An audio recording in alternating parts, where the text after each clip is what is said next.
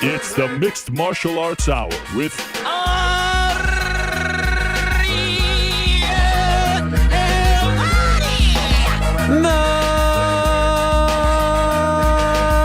Mixed Martial Arts Hour is back in your life on this Wednesday, January 31st, 2024. Hello again, everyone.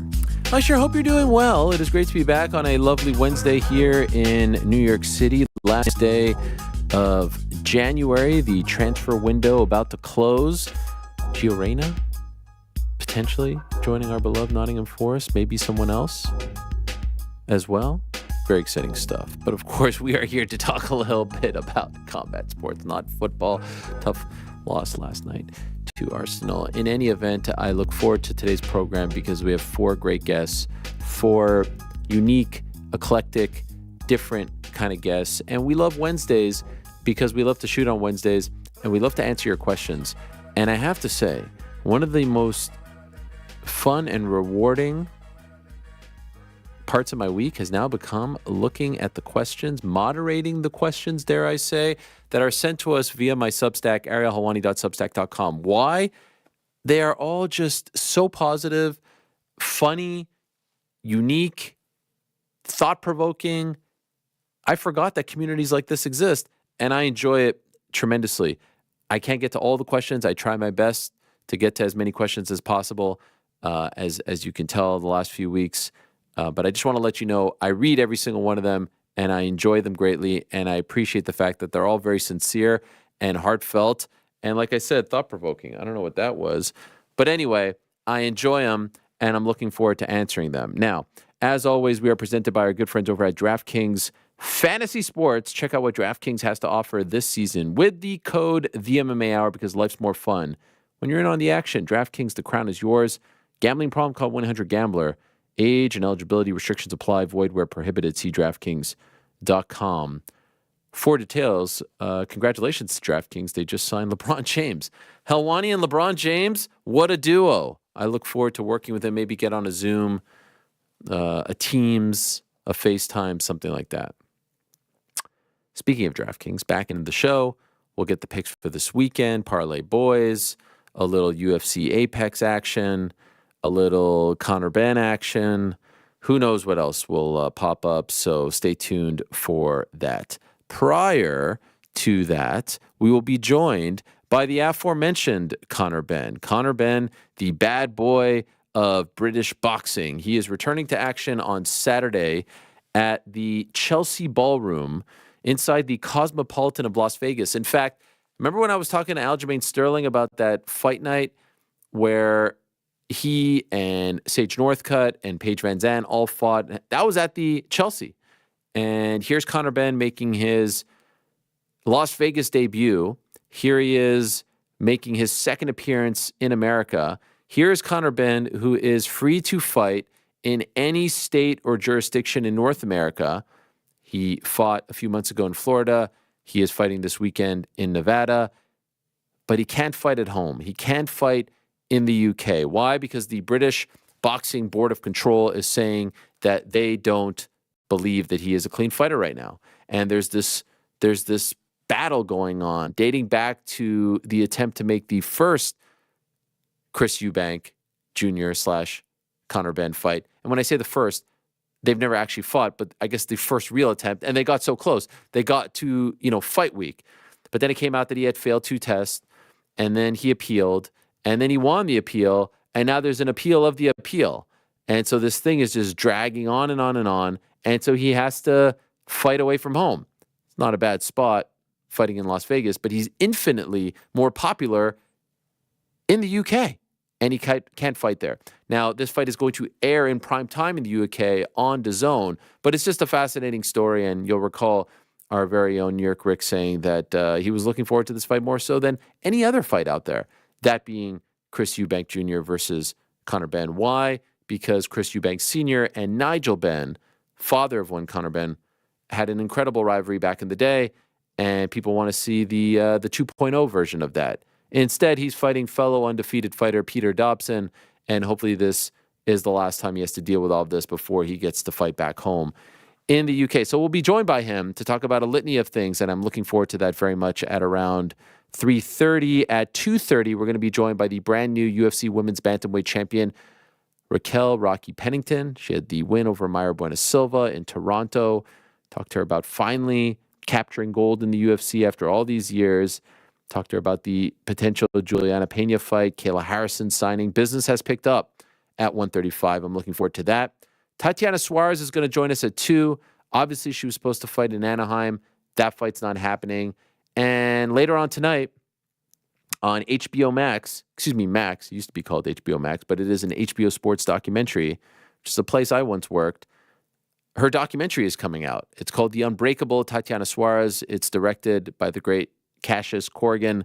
And it's a great look at someone who has overcome a lot and continues to overcome a lot, and we all think is on the verge of becoming a champion. There's an inspirational story to be told there, and there is the poster. It's a great watch for any MMA fan, and if you are a hardcore MMA fan, you know that this type of treatment doesn't usually come from the likes of HBO and HBO Sports, so it is noteworthy, and we're going to talk to her at 2 about that, and also to the director, Cassius Corrigan, who interviewed me for the documentary in this very studio last year. Also at 1:30, the great Cory Sandhagen, who is always a joy to talk to, will stop by. I look forward to that. But as you know, we like to shoot on Wednesdays. We have wasted enough time. Time now for everyone's favorite segment. It's time. It's time for a good old-fashioned Q&A, MMA fans. It's not working, huh? Usually we're like bing bang, chick chat. Ladies and gentlemen, usually we're like flowing out there. Is everything okay, Frank? Is there anything more annoying than someone who says, is everything okay when you like kind of slip up? And this is probably because of the moderating exactly controversy. Yeah. I mean, I have to say, why didn't you like doing it? It's so much fun. I mean, it's just not my vibe. You didn't like it, huh? It's really a lot. I'm really enjoying it, I have to say. Sure, is it more work? Is it more to add to the plate? But I am enjoying it so much. And I have to say, the first question, and so there's no more element of surprise, right? I know what the questions are because I've read them all. And the first question that I'm reading, actually for a second, I thought about sending it to you guys because I laughed out loud reading it. It was so great. But then I said, no, why would I do that? I might as well keep it to myself and read it on the air. And so let's get into things, all right? This is from your old dad, which I think is your old dad in some kind of language. In any event, Ariel, GC and New York Rick's contrasting dynamic. Was it a stroke of genius or a stroke of luck? I'd swap a lifelong friend for GC. The man's enthusiasm for everything from Tesco meal deals to Danish handball is infectious, but even more so against Rick's pragmatic bouts of realism. Too much GC might get a little wild, and too much Rick, and you'd end up in the bath with the toaster. But together, they are the perfect pairing. Right down to GC's booth being decorated like a teenager's bedroom and Rick's like a budget funeral home. Who put this dream team together? I mean, isn't that great? I actually laughed out loud reading this breakdown of the dynamic between the two of you, especially the description of your backdrops. Can we get the side by side here? I mean, well, this is well. First of all, this is the normal Zoom. What is this? Eddie Hearn, Rick over here, clean shaved Rick over here, man. Wow, I kept a little bit here, but yeah, rest is a baby's bottom. Shaved it up. Yeah, wasn't that great? I mean, it is really tremendous. I always get it from people. I did the show with John Pollock yesterday, and he was going on and on about the dynamic between everyone and you guys. It's a lovely comment, I must say. Yeah, very much appriciated. I was laughing as you read it as well. You seem like you're just torn to bits here. I mean, what do you mean? Oh, like emotional? Nah, yeah. I mean, isn't that my way? Yes, like, yes. I guess the one who's going to be happy, and I'm just going to say, okay, it was good. No, it was good, and I would dare say, certainly GC and I think there's a certain dynamic because we tend to be like polar opposite in terms of personality and things like that. But I would dare say the whole group works very well together. I tied think together with old Mysterious Frank. Sure. Mysterious Frank isn't here for that. Yeah, I mean, can we just talk about the fact that we're like 10 minutes into the show and I get a Slack, I'm going to the bathroom. Like, unless, emergencies happen, but you know what? I take it back. You're going to the bathroom too?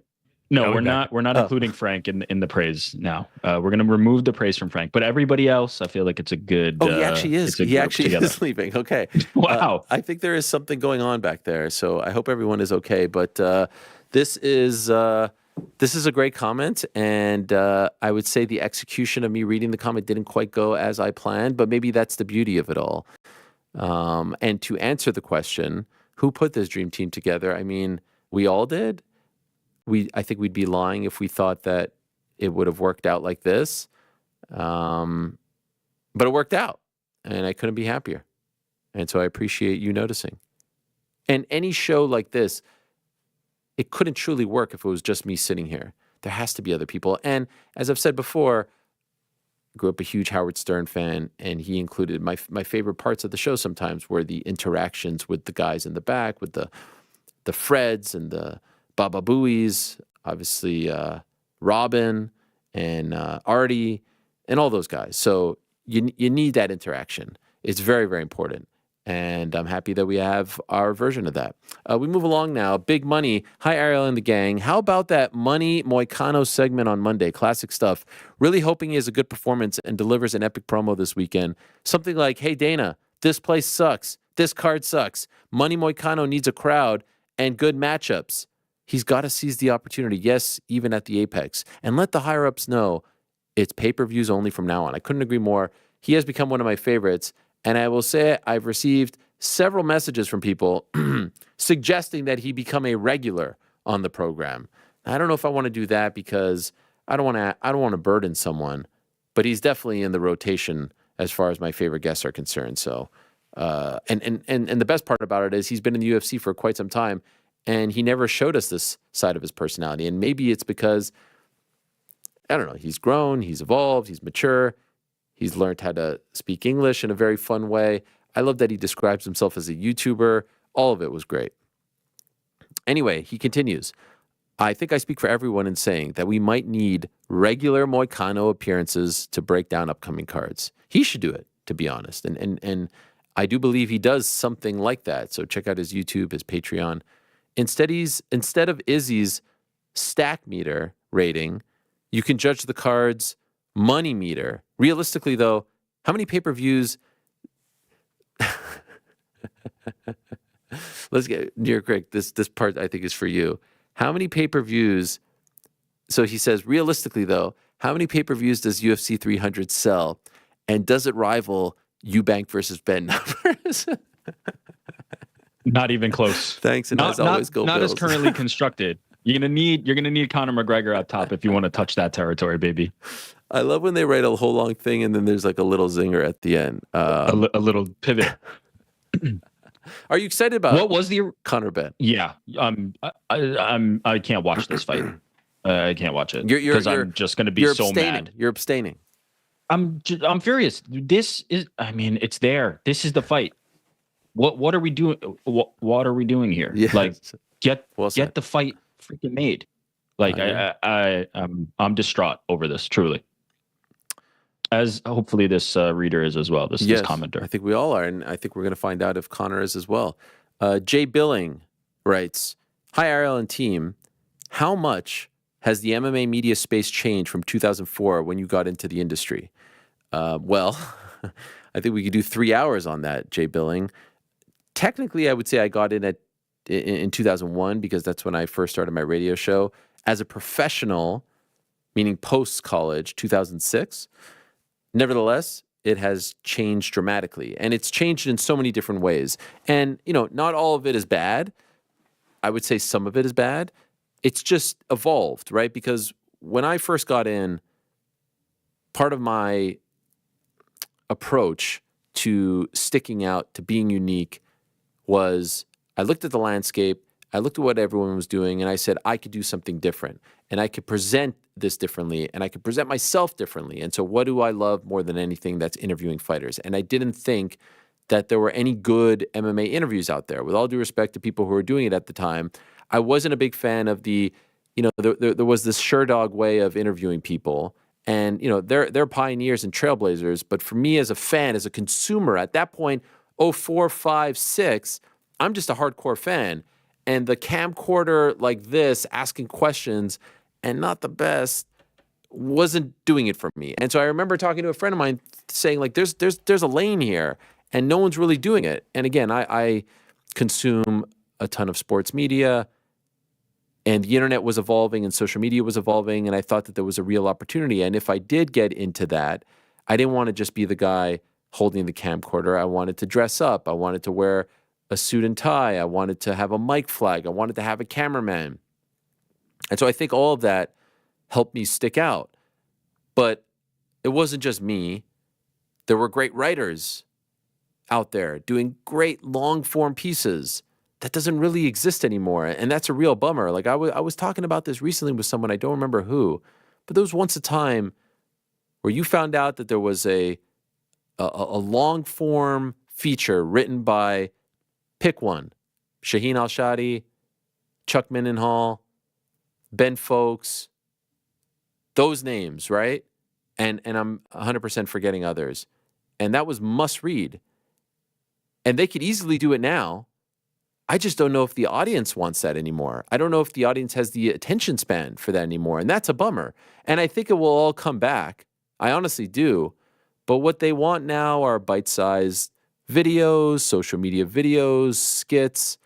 And I'm not even talking about the elephant in the room, and that's, who the UFC wants covering their events and who they cater to and who they invite into the circle and who they give access to. I'm not even talking about that, because they have clearly picked the type of media they want to do business with and allow access to and allow opportunities to interview. And as a result of that, I'm sure there are people out there saying, oh, I need to do this in order to get this.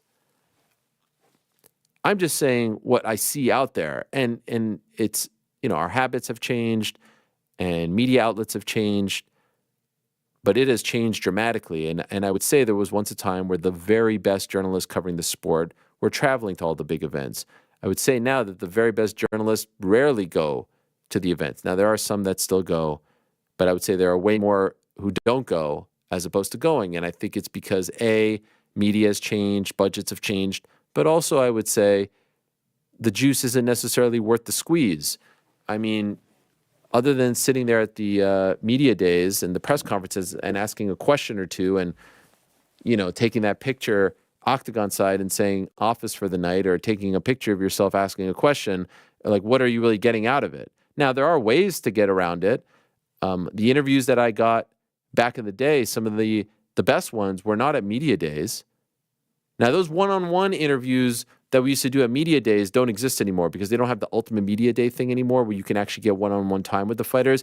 But I would argue that the best stuff that we got back in the day, myself, Casey, and Esther, that was the traveling trio, the creative duo, as Brian would call them. I would argue that the best stuff that we ever got was outside of media day. Walk and talk with Conor, walk and talk with Rampage, walk and talk with Bisping, Jones's hotel room, DJ's hotel room, CM Punk's hotel room, Cormier's hotel room, et cetera, et cetera. That's the stuff that you get based on relationships. And I would say that there's a lot of just like, let me just take what they give me, as opposed to, hey, can I come to your room? Can I do this? Can I do that? Trying to be different. And so I don't know if the personalities have changed. I don't know if the fighters have changed. I don't know what it is, but a lot of, I would say, the coverage has changed for all of these factors, for what the audience seems to want to consume more than what they don't want to consume and what is being produced. Still think that there's a great opportunity to do different, unique stuff, not necessarily reinvent the wheel, but I don't see that as much. And as far as, the whole debate about influencers or content creators versus journalists, like everything. When I came in, there were people who were just writers who were like, video, YouTube, what? Internet video? It all changed. So I don't look down on those people. They're doing, believe it or not, they're doing some kind of form of journalism. They are. And I don't look down on them. You are the ones who get to decide what you want to watch and what you don't want to watch. That's the beauty of living in 2024. I would say the only mistake that could be made is like all of this is the same. It's not all the same, but I don't like look down on someone who is trying to do things a little differently because A, it's working. Clearly there's an appetite and there's an audience. And B, it's what, if you're into MMA, it's what the UFC wants. So, you know, you have a better chance of maybe getting a Dana White interview by doing this as opposed to doing it some other way. And so you have to be a little bit strategic and read the room and look at the landscape and see what is working and what's not. I think there's this big, look, not all of it is my cup of tea. I'd be lying to you if I said that I consumed 99.9% of it. However, I don't look down on it. Everyone's doing things their own way. Everything's doing things differently. Everyone's marching to their own beat. And I think that's good. I think that's healthy. I just wish that there was a little more of the old school stuff, because I still love a great feature or a great, you know, whatever it is, mini doc, things like that. I still think that stuff works and could work. It's just changed dramatically. It really has. Because the internet has changed, because media has changed, because the UFC has changed, so much has changed. So, I mean, we could do a whole 3-hour deep dive on just this alone. It's a fascinating topic, and I get this question a lot. I don't even know if I answered it the right way, but there's my attempt. Matt Moe, 4 quick questions. Ariel, break the fourth wall. On Monday's show, when Holly Holm asked who Amanda Nunes hadn't fought yet, and you said Ronda Rousey, golly, did I get upset. Oh, that ate me up inside. I was so mad. I don't know what happened there. Some kind of brain fart. I don't know. Anyway, he asks, did one of the guys in the back chime in your ear that she did in fact fight her, or did you catch yourself? No, proud to say I caught myself there. So some sort of vindication, but nevertheless, a blunder. Okay, so the next question is to GC, but I'm not sure if he's back. Is he back? No, sir. Okay. Rick, how's the time-restricted eating going? Great. I love intermittent fasting. It's great. Frankie, why do you spend hundreds of dollars a month on haircuts only to hide from the camera? It's 2024, bro. The novelty of Mysterious Frank has expired. It's time you show your face. Now, OC in the comments, Frank, I just want to let you know, Frank, he writes, Frank can never show his face. So you have someone who's backing you. They'll pay you, that's right. You want to see this haircut? Pay me. There you go. I fear that there will be people who will start like a GoFundMe and they will actually raise enough money that Frank will be revealed. I'm not above taking that money. Yeah, we'll see. We'll see. Disagree with this person completely. Frank needs to stay mysterious. It's a great gimmick. I agree as well. I mean, and also long play it. Like, we're only a couple years in, you know? The fact that you're saying we need to see it is now we know we have you hooked. Now we're going to keep it going forever. For sure. You're already on the line. 15-year anniversary of the program, of the reunion or whatever we call this. The second chapter, third chapter, fourth chapter, then maybe we consider it. The question to GC was, what does his girlfriend think of his gambling habits? Which I'm actually curious. I don't think we've ever talked about that, but we'll circle back on that one. CBMCG. Ariel, give the fans what they want. We'd love to see some behind-the-scenes footage. How does the show get made? What does the set look like? Where do in-studio guests hang before the show? What goes on after the show? Give us the details! Exclamation point. I mean, I don't know what I could really show you that I haven't showed you. Behind the scenes footage, I mean, there's this whole studio here, which you see sometimes when I post pictures. There's a control room, which is actually very, very impressive and better than any control room for any podcast digital video show that I've seen. It's the people that make the control room. 1,000%. Maybe one day, could we put, I mean, you guys are so good at editing. You do the fight week feasts and all that stuff. What is it called? Fight feast? Fight weeks. Fight what? Fight feast. Fight feast. Maybe we should do something. There is a cool green room. I think, would you agree, Frank, because you get to see the people before they come in. I think most people come here for whatever reason with very low expectations, and then they're pleasantly surprised, dare I say, blown away by the operation. They really are. Would you say that's accurate? It's very accurate. They're very comfortable, very taken care of. We treat them with great respect. Absolutely. We're warm, we're welcoming. We used to play darts with them. Fair, yeah, we did. That's right. To be fair, I think a lot of the expectation is not necessarily about our show and more about the fact that they've done 50 podcasts and they're walking into somebody's mom's basement or legit. Yeah. a closet, and then they come into a professional studio and it's a little bit different. Yeah. I've lost count of how many times a guest would be standing at the door and be like, wow, I wasn't expecting this because it happens every single time. Yeah, and that's a credit to the good people at Vox, Miles, and everyone who put this together when we moved here in 2017. And that was the tough thing, to be honest, when we went over to ESPN, as Rick knows all too well. You think you're going to the Yankees, and then what we had paled in comparison to this. And this is one of the main reasons why I wanted to come back. In addition to the people, of course. Shout out, people. What goes on after the show? Usually a little dilly-dallying, a little debrief, a snack or two. It really depends on Frank. Sometimes he gives us the Irish goodbye. Sometimes he hangs around. You never really quite know. The fish market controls all. Sure. Behind the scenes, though, you should show us the stash behind the wall to your left. There's actually a lot that I could show. Maybe we should film it. What do you think? I think we should definitely do that. Okay. Who's going to shoot it and edit it? You're talking to them. But we're going to shoot it on your phone. yourself. Okay, that's fine. So it's all dark and everything. I got a new iPhone. I don't know if you know this. He also asks CBMCG, you mentioned wanting to write a book when you retire. What will the title be? Oh, I've already said. It's Highway to Helwani. Highway to Helwani. Yeah. We move along. El Peruano. Hola, Ariel. The show's been amazing in the new year. Muchas gracias.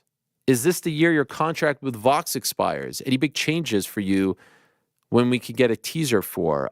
Yes, this is August. Nothing to report, obviously, at this time, but you'll be the first to know, El Peruano. And yes, big ideas, big plans, not going anywhere, only looking to get better. It has been a great ride so far, and long may it continue, dare I say. So let's see. But yes, very astute of you.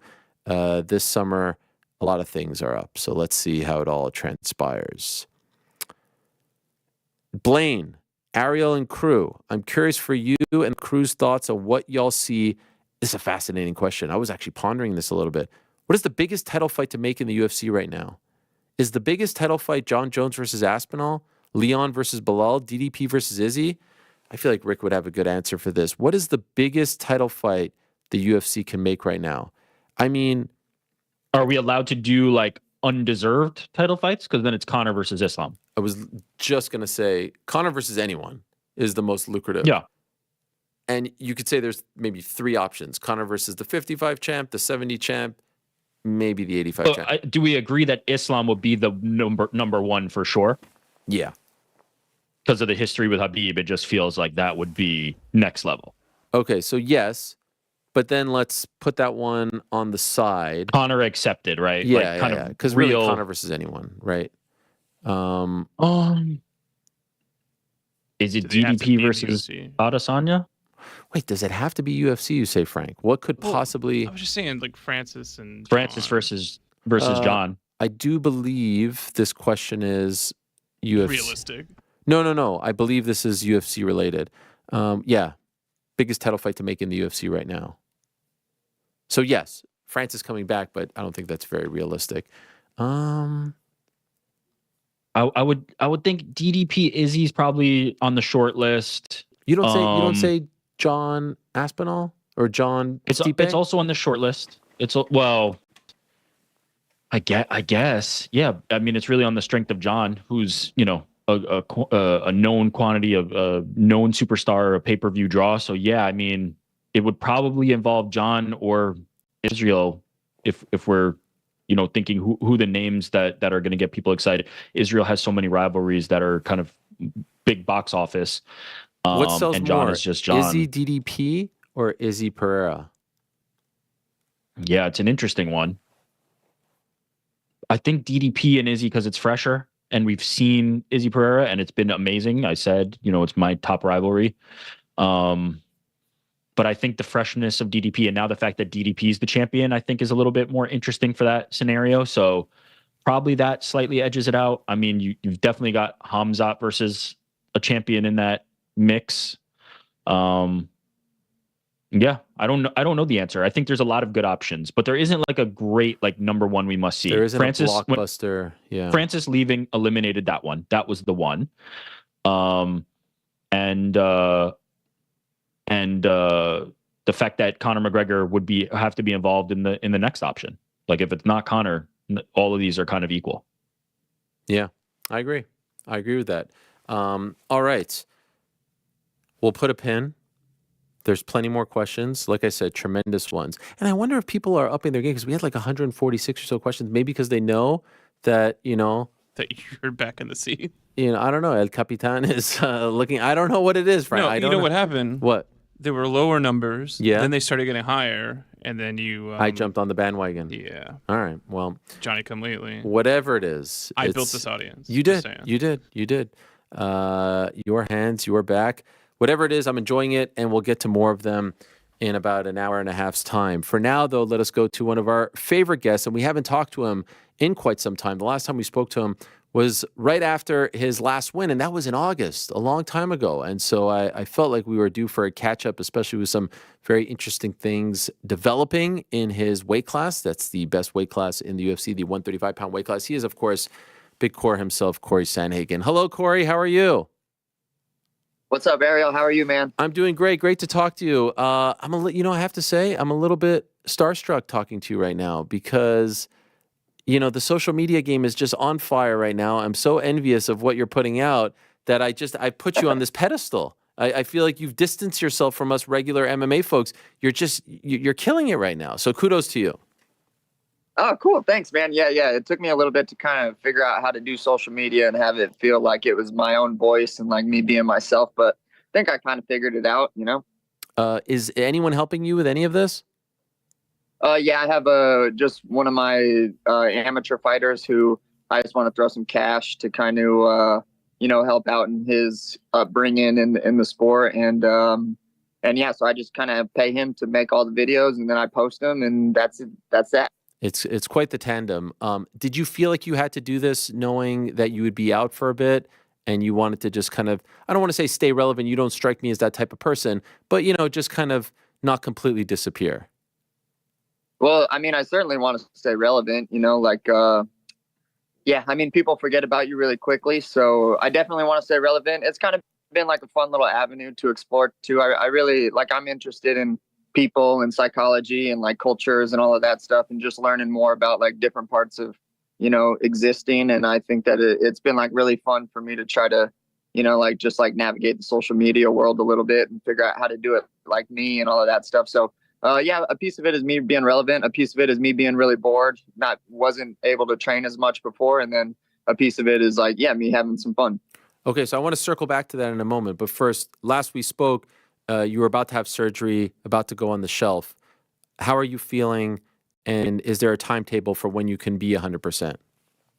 Yeah, I'm great. It healed really, really quickly. I was really happy with the amount of skills that I was able to add into my tool belt in this time that I've been hurt. I've been training, fairly hard on it. I still have to baby it here and there. It gets kind of sore towards the end of the week. And then it being a lot colder in Colorado now, it kind of gets like a little bit more sore in the cold, which is interesting. But healing's going really good. I think that I could probably feel really comfortable jumping into a camp here in the next maybe like month or so. So, I mean, you add 2 months on top of that. I think 3 or 4 months from now, I think that I'll be in a really golden spot and ready to perform under the lights again. In those early days, post-surgery, and you had one surgery, right? Actually, I had 2. So I had the tricep repair. And then 2 months after that, I had an elbow scope because the elbow scope is more or less what was causing a bunch of inflammation in that joint that made it get infected. And then after it got infected, that's kind of what made the joint really weak going into the fight, which caused the tricep to tear even more. So, so I got 2 surgeries. And so now this thing is feeling pretty good. It goes a lot straighter than it ever has. And I'm close to 100% strength in it. So it's going all good. Okay. Well, that is great to hear. I didn't know about the second one. So, you're rolling and you're very close to potentially achieving a dream. And now you have to take this big step back. How did you deal with that mentally? Man, I kind of haven't given up hope on being able to fight for the title next. So it hasn't taken too much wind out of my sails. It was a bummer, I hate to talk about and feel like I'm giving a ton of excuses about the last fight or whatever, but it was a really bummer that I had to navigate an entire fight on a really big stage with such a significant injury in the fight, which, just was not fun. And I know that, in this sport, you want one big fight going into the title fight so that there's some momentum. The UFC wants that. I want that. And just, due to an injury, I kind of wasn't really able to do that level of performance. So, all that set aside, that's kind of something completely out of my control. If I could go back and do it again, it would be tough, but you got to just walk away with the win in some situations. And, when you have to fight with one arm, that's just what you got to do. So it is a little bit tricky, but I still see a lot of argument for me fighting for the belt. I think I beat Cheeto less than 365 days ago. Me and O'Malley is definitely one of the most exciting fights that you can certainly make maybe in the UFC, like in the top 5, top 10 of most exciting matchups that could potentially happen. You have two guys in their prime that have really exciting styles. That would be an awesome matchup. So I have a lot of hope, man. I feel like the fans really want to watch me and O'Malley fight if he comes out with the win. And then if Cheeto wins, that's an easy argument for myself too, being that I 5-0'd him, less than 365 days ago. So. Are you hoping that Henry beats Merab? Because I think you can, I think you're pretty, you're pretty fair. Merab's winning streak is quite impressive. If he beats Henry Cejudo, it might be a tough argument. But if Cejudo beats him, now that's out the window. Yeah, I agree with you. I think, Merab's done a lot, like he's been working really hard. Like I said, the kind of only arguments that I have over Merab, if Merab were to win, is I did just beat Cheeto not too long ago. And then me and O'Malley is just a banger of a fight and a really exciting fight in general. But I do completely understand that from Merab's point of view, of course. As far as Cejudo goes, if Cejudo does win, I think that as like a fight fan and just a fan of the UFC in general, what makes me lose interest in Cejudo is it feels like it's kind of like him fighting for the belt after coming back and kind of being granted a title shot immediately, losing, and then having one more fight and then getting a title fight after that. I'm not super stoked on that. I also think that Cejudo does a lot of this stuff for himself, which kind of like makes me lose interest in him just as a fan. I don't want Cejudo to win the belt and then just take off again afterwards. Like that's disinteresting to me. I would rather it be one of these guys that's really in their prime, like me, a Merab, a Cheeto who's fighting for the belt, an O'Malley who's young in his age as well. So, the Cejudo fight, I think, is a lot less interesting to fight for the belt after if he does beat Merab. So, if I'm rooting for someone, it's Cejudo in that fight. I actually feel like the best combo is a Cejudo win over Merab. This is for you, of course. Cejudo win over Merab and a Suga win over Cheeto, because I feel like because the way your fight went against Cheeto, maybe if he wins, they'll say, okay, let's give it to someone else because it was so, it was so dominant. But the O'Malley Sandhagen fight is fresh. We've never seen it. So I feel like those two results would be the best in your favor. Do you understand where I'm coming from? Yeah, absolutely. I mean, I think, like I said, I think that both of them, it's an easy sell. But yeah, especially O'Malley, man, like that's the fight that the fans really want to see is me and O'Malley. Like they've been asking for that for years. And then that's just like has fireworks written all over it. So that would be an amazing fight. I also, I've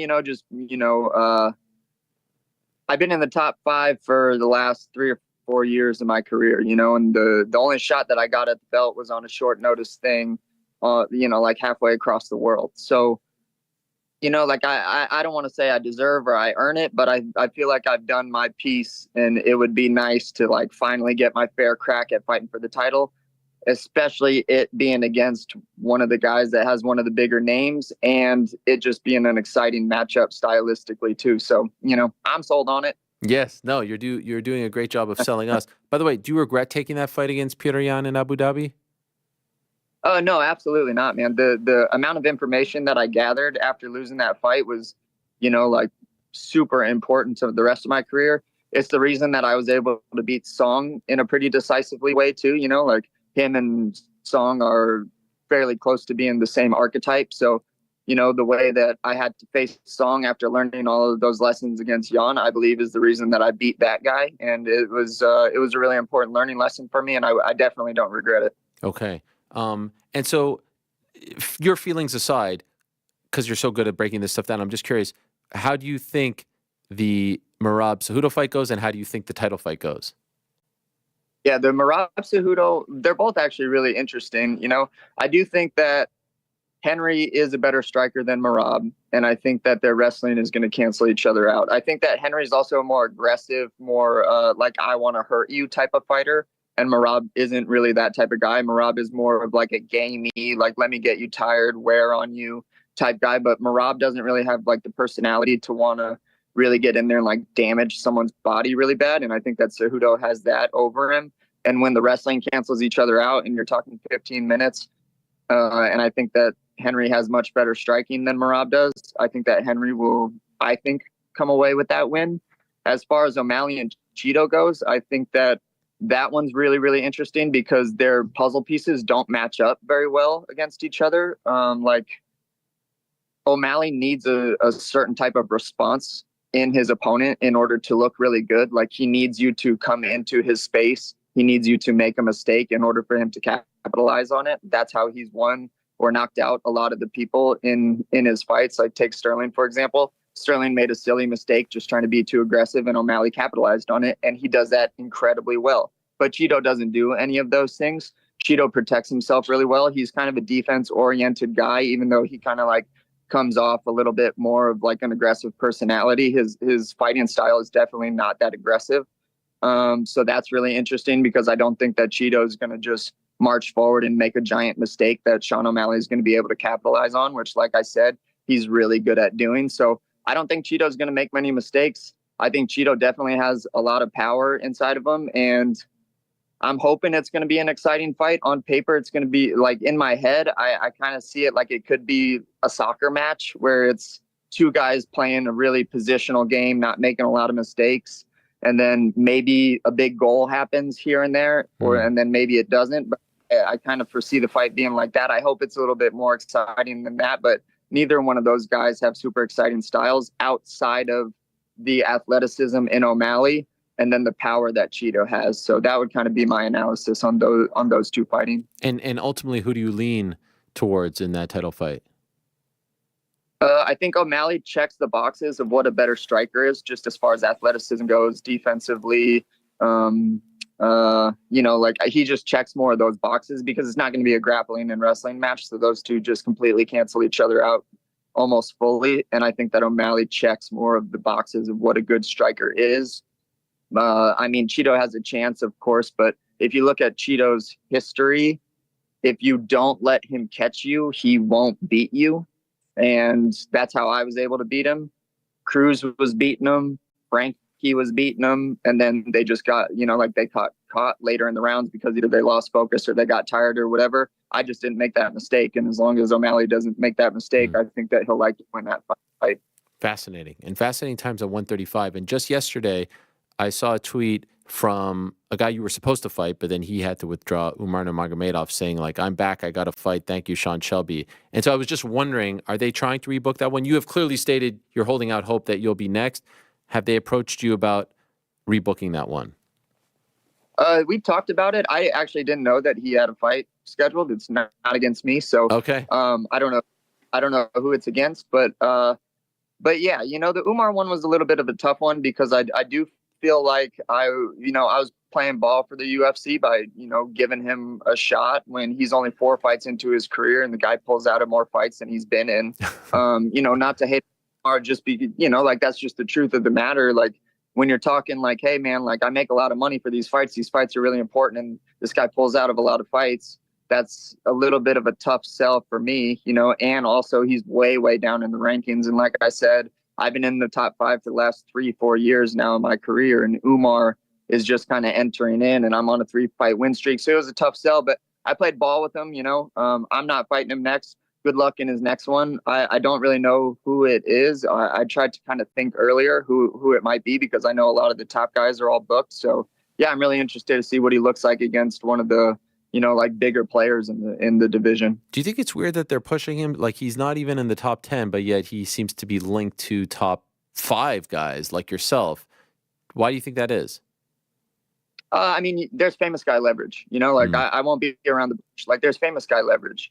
I'm trying to acquire some famous guy leverage. I think maybe I should start hanging out with rappers and, maybe making myself look less like a normal dude than what I do already, you know? So maybe that'll be my 2024, you know, like rebrand is I'll get some tattoos on my face, I'll color myself, and I'll start hanging out with some rappers. But that it's just the nature of the sport. Like, this is where sport and entertainment mix. And, you know, a lot of people watch sports for the beauty of it, and then a lot of people watch sports for the drama of it. And it's easier to understand drama than it is to understand beauty. And you know, so that's just the nature of everything. And he has famous guy leverage. Good on him. I'm gonna try to like scoop up some of that famous leverage this year so that I can be in a more, you know, like, so that there's no questions like, hey, Cory fights for the belt next. So I'm not gonna act crazy or do anything like that. I'm still be myself, but you know, that's a piece of the social media stuff, and you know, all of the side games that you got to play inside the big adventure. Well, kudos to you, because I like the path you're on, whatever kind of leverage you want to call it. Your YouTube channel is great, and I see you doing sit-down interviews, and you're talking about the psychology of the game. Forgive me for not remembering the latest one that you posted, talking about psychology and whatnot of the fight game. Like, no one's doing this. I don't see a lot of fighters doing this type of stuff. The social media stuff is one thing. To do, like, you know, actual sit downs, produce nicely and all that. What is pushing you to do this? Why are you doing this? I'm a little bit more of a deeper guy, just kind of by nature. You know, a lot of that is my upbringing. You know, like, I grew up I'm not religious anymore, but I grew up in a fairly religious household, but not like not an unhealthy one, a very healthy one. And it taught me to think a little bit deeper about life and to just question a lot of things, and, you know, like, question why we're here, and question things outside of a lot of like material successy type things. So it made me, I think, a little bit more of a, you know, like, I just want to help people and like leave my stamp on the earth and make sure that it's a positive one before I take off. And a piece of like me doing instructionals and doing YouTube stuff is, one, I love all of the facets and everything that has to do with MMA.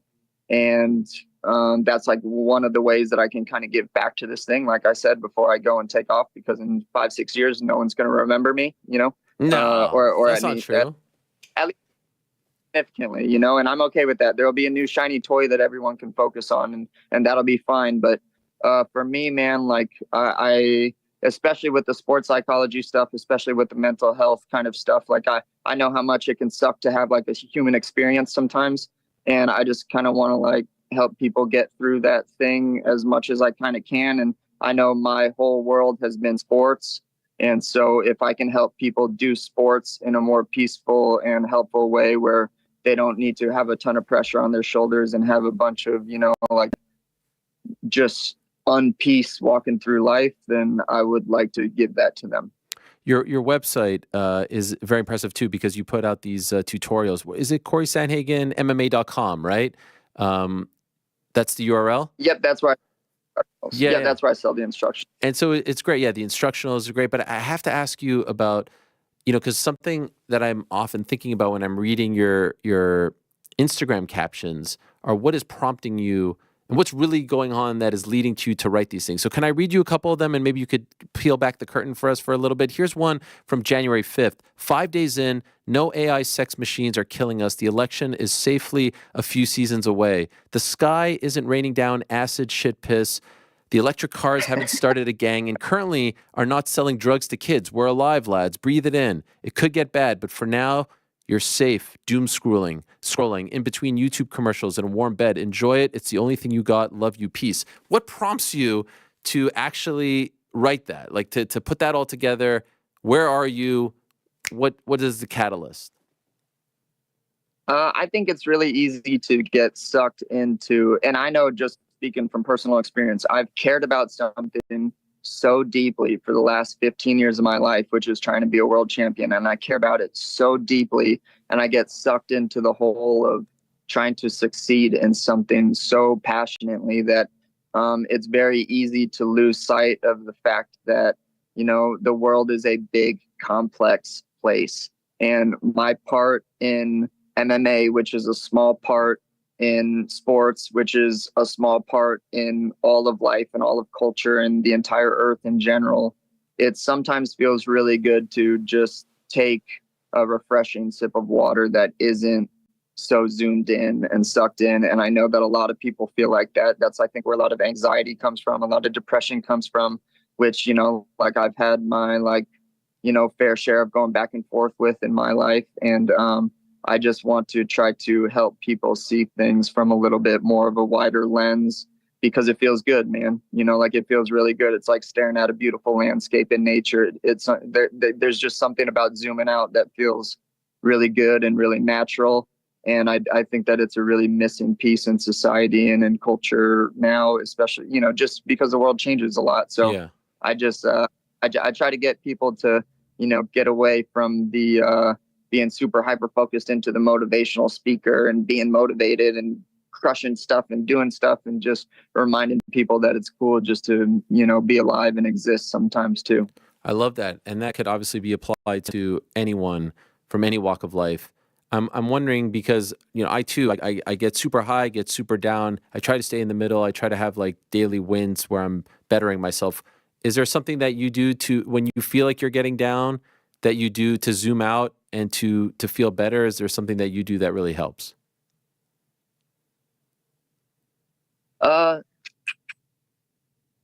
Yeah, I mean, I like writing. I like reading. I like learning things. I used to meditate a lot. I used to do hypnosis stuff a lot. And I know that that's kind of like the go-to trendy things to work on yourself. But there's also, like, man, I don't think that there's too many things that make me genuinely more happy in life sometimes than just putting on my headphones and going on a bike ride. Like sometimes sometimes I'm riding my bike, listening to music and being like, if I was trapped in this 30 seconds for the rest of my life, it would be literally heaven on earth.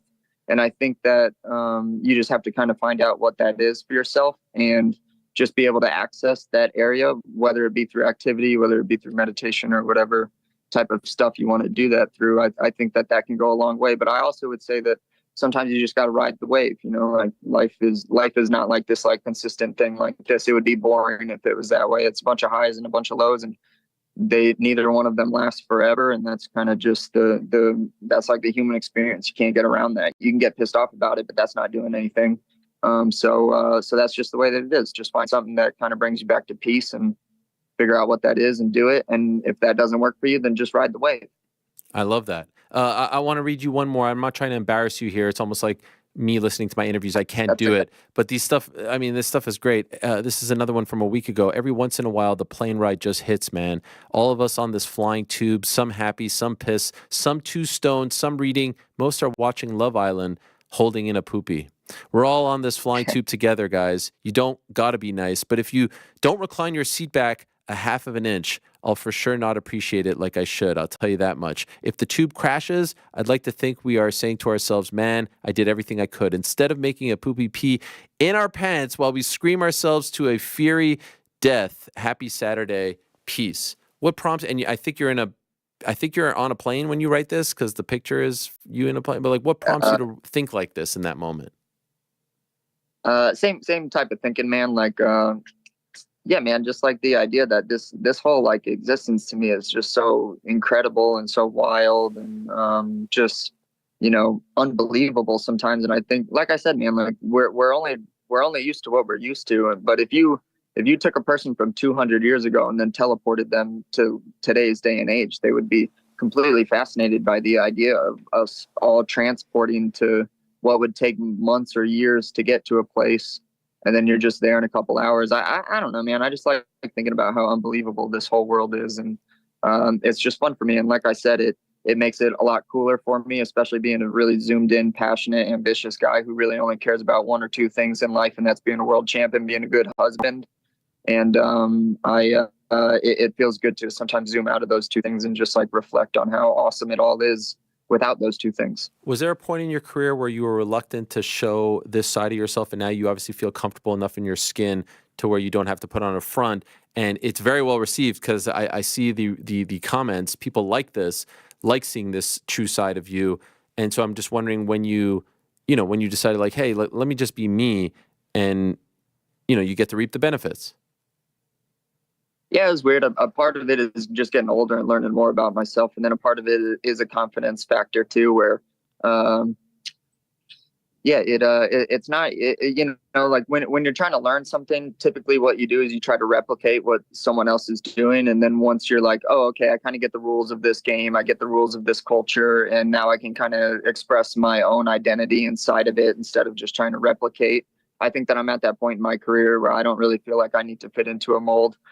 Sometimes the MMA molds, especially, I won't say especially right now, but sometimes right now I don't really love too much the culture of the MMA and the direction that it can sometimes go into. So I just sometimes just try to be a breath of fresh air and remind people that this sport doesn't have to be, you know, like a bunch of high school boys kind of arguing at each other and making really obscene, not cool comments to each other about, you know, what they've gone through in life, or, you know, like any kind of vulgar statements that sometimes get made about stuff. And I just try to be the breath of fresh air, you know, like I try to be the balance bringer in what I feel like can be a very negative thing sometimes, not all the time, of course, but sometimes it can. And like I said, I just try to bring a little bit of balance to this thing and remind people that there's some cool, positive, normal people like myself that are just trying to achieve something awesome. And you don't got to be some wild personality in order to do so. You can 100% be yourself and lean into that and just let that be the way that you want to be. And maybe that's it, Cory. Maybe that's why I'm harping on this so much. The last couple of months have been pretty damn dark in this sport at times, and times where you're like, what is going on? You know what I mean? Where's the appeal? And maybe that's it. I think you just nailed it. I think you just gave me the answer that I was looking for. You are the antithesis of all of that. And so it feels, what you're doing and saying and writing isn't, you're not reinventing any kind of wheel. You're not, you know, you're not figuring out like the cure for cancer, but it is so different than what we've been getting the last couple months that it feels incredibly unique and refreshing. So kudos to you. Thank you. And by the way, the merch is tremendous as well. I'm told that you like it? Yeah, I like the hat. I like the hoodie. Is it sold out or is it available right now? So my mom actually runs it for me. So sometimes she does a good job and sometimes she doesn't. So there might be some sold out stuff, and then there might not be. But I try to load it up when I have a fight. So probably here in the next, hopefully, month or two, I'll hear about who it is that I'm fighting next. And the UFC told me that it's going to be after the title fight, which I think is, you know, good news. So I'll probably be doing a restock here pretty soon when I get a scheduled fight. Okay, and so we'll leave it at that. Are you comfortable with the fact that this title fight happens in March? Let's be honest, unless you're Aljamain Sterling, you're not turning around in 2 months, right? You're probably coming around in 4, 5, 6 months. That means August, September for you. That means a year out. Is this okay with you? That's not ideal, but if it means having an opportunity at being what I've tried to be, which is a world champ for how long, you know, then yeah, absolutely worth the wait. Okay. By the way, last quick one. Aljo at 45. Does he do well? Who? Aljamain Sterling at 145. Does he do well? Yeah, I think that he'll do pretty good against Qatar. I think, or Cater. Yeah. Yeah, I think that he'll do pretty well. I think he's a massive guy in general. It's definitely going to be a tough one. You know, he's not going to have that really pretty significant size advantage, which he does in the division now. But yeah, I think that he'll do good. I think that, you know, Aljamain's a smart guy. You know, like he's a good problem solver and he's a good fighter. And I think that he'll do just fine. I don't know how many years he still wants to fight for, but yeah, I think that he'll do just fine. Pleasure as always, Cory. Looking forward to seeing you back in no time, and keep up the great stuff all over the place. It's really great to see. Cool. Thanks, Ariel. I'll talk to you later, man. Thanks so much for having me on. Yes, always. There he is, the great Cory Sandhagen. And yeah, he probably hit it right on the head, right over there. Just a lot of fun. The type of guy you want to root for, the type of guy that is easy to root for. Here's another fun one. I didn't read it to him because it is kind of, it does sort of feel like you're like forcing someone to listen to their own work. Here's one from August. Kind of funny living in our heads with all these things, patterns we don't like, habits we want to break, insecurities that stop us from our dreams. Then there's that dude that watches those voices, trying to change them to be quote unquote better, whatever that means. The higher self. Still self though. gotta go deep in there to know what's right, past the monkey brain, past the hormones, past the voices, past your beliefs, into the quiet. Listen to that. It's the real you. And it laughs at you. It laughs at the you've created. Eating ass because a rap song told you to. You're a sicko. Kind of funny. Kind of sad. All weird. Still beautiful. Peace, I love you. I mean, what? That is tremendous stuff. Well done, Cory Sandhagen.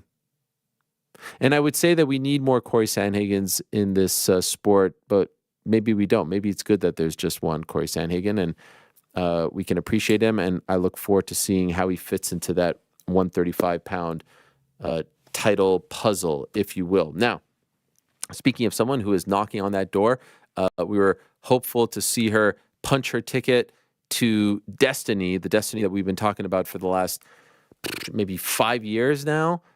That was supposed to go down in February. Unfortunately, we'll wait a little bit longer, but it still seems inevitable. I'm talking about Tatiana Suarez, and we're talking to her on this very, very big day for her because later tonight on Max, formerly known as HBO Max, HBO will be releasing their documentary directed by Cassius Corrigan called The Unbreakable Tatiana Suarez. And if you are a fan of this sport and if you are a fan of hers, you know about the ups and downs, the trials and tribulations, and that's putting it mildly, that she has had to overcome.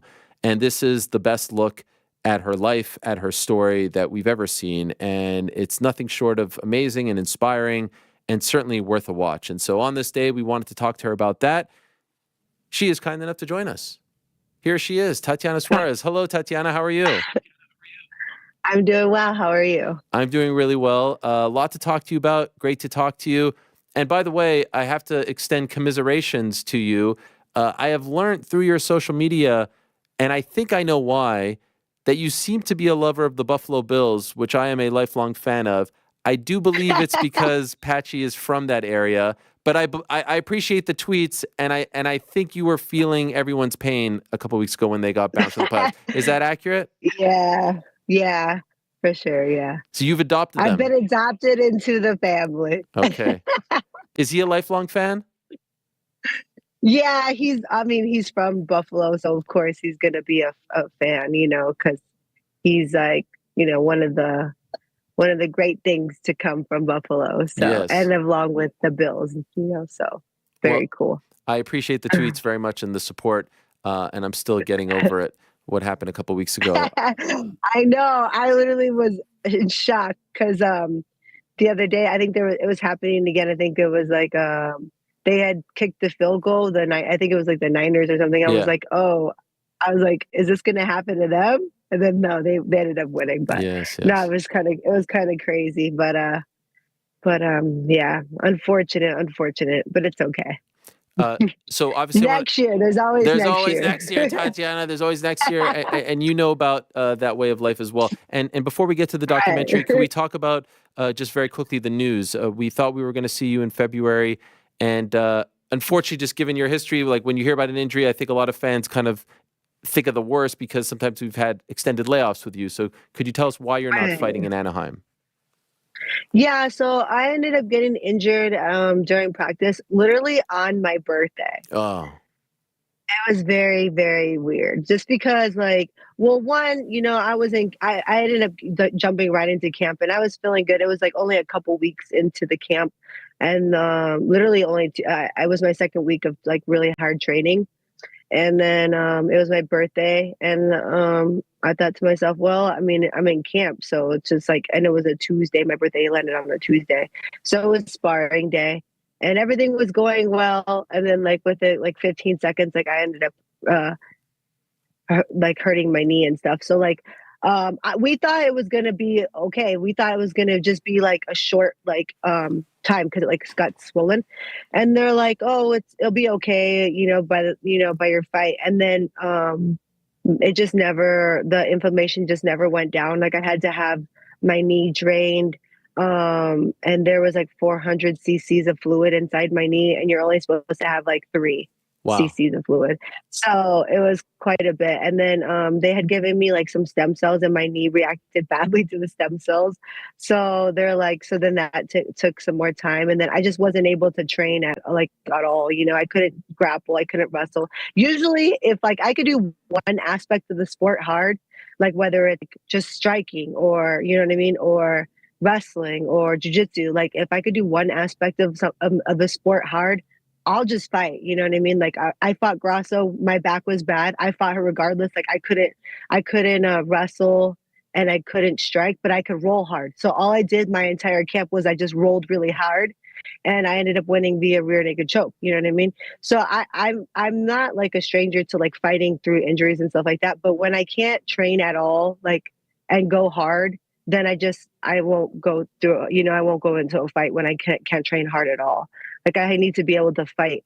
I mean, I train hard in one aspect of the sport, and I just couldn't, like, even with mid sessions, like I try to do mid sessions hard.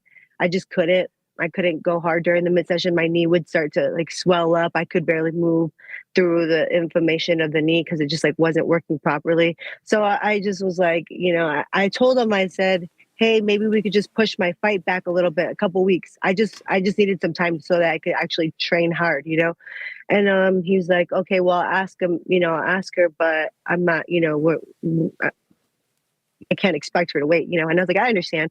So they asked her, and, you know, it just didn't end up working out. So they just, you know, gave the fight to Mackenzie. So, but as long as you know, I'm glad that she has a fight and that she's gonna, you know, that she's gonna be able to fight. I was really bummed though, just because it was gonna be in LA, well, Anaheim, and that would be my first time in the UFC fighting, like in my, you know, in my home state. So that was definitely a bummer, because like a lot of my family was obviously going to make it. People that are big fans of mine were going to come that are from California. We even went to a barbershop. Somehow Pat went to a barbershop. He makes friends everywhere, so I'm not surprised. But he went to a random barbershop here in Covina, and they were like, yeah, we're huge fans. We know her brother, her sister. We're going to go watch her in Anaheim. Oh. Yeah, we both didn't even have we both didn't have the heart to tell them. We're like, who's gonna tell them? And neither of us did. Oh man, that is tough. So, yeah, I was like, oh man, I don't think I could do it. I'm like, I can't get into this right now. Yeah. But yeah, so, but yeah, it just didn't end up happening. So, but the good thing is that there's nothing actually like anatomically wrong with my knee, so that's a good thing. But I just didn't want to like go ahead and like try to push through something that's like wasn't doing what it's, you know what I mean, like, because my knee was really inflamed, and I didn't want to try to grapple through something and then actually hurt my knee badly, because it is the knee that I had surgery on. So I just kind of just didn't want to, you know, go ahead and like mess with that, especially because my actual injury was so severe. Because I tore every ligament in my knee. So it was just like that injury, I just didn't want to risk, because, you know, I have cadavers, and they're not my actual ligament. So it's like, I just wanted to, you know, I didn't want to do something like kind of like similar to like the Nina Ansaroff thing, where I pushed through the injury, I went and fought, and then it got worse in the fight, and then I had to be out for a couple years. Like, I just didn't want that to happen to me again. I learned my lesson the first time, and I was like, I'm not going to do that. But if it was something where I could train and just, you know, go hard, I would have just fought with it. You know what I mean? But it just wasn't working out for me. I mean, we tried everything. I mean, I'm at the PI, so it's like, I was there every day, and we tried everything that we could. So they just thought it would be best. I mean, we all agreed, like the physical therapist and everything, everybody agreed that we just should not fight and maybe postpone it a couple weeks. So I had told them, you know, in advance, and then they just couldn't make it happen. So here we are, but it's okay. I think either way, it's gonna, you know, I'll be able to fight soon. When are they saying? What's the timetable of when you could fight again?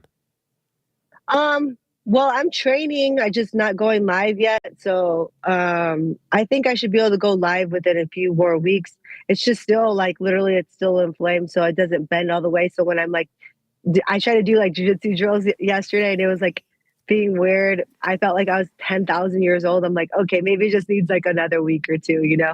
But I don't think it should be that much longer. So we're going to continue training. We're here in California because we did our, that premiere. Yeah. But we're training really hard here. We're hitting mitts every single day, and like Pat's getting his, work in. So we're both working really hard and getting better. So regardless, can we just skip I'll the be contender ready. stuff? Like, can we just go straight to the? What are we waiting for at this point? Like, enough already. Let's just go straight. You get the winner of Zhang Weili and Yan Xiaonan. There it is in April. Have you sitting cage side. No one needs to see anything more. I feel like it's time. What do you think? Yeah, I mean, Ariel, I thought I was going to be able to, fight for the title. Jan got the title shot, but I wouldn't even have minded if me and her fought for it.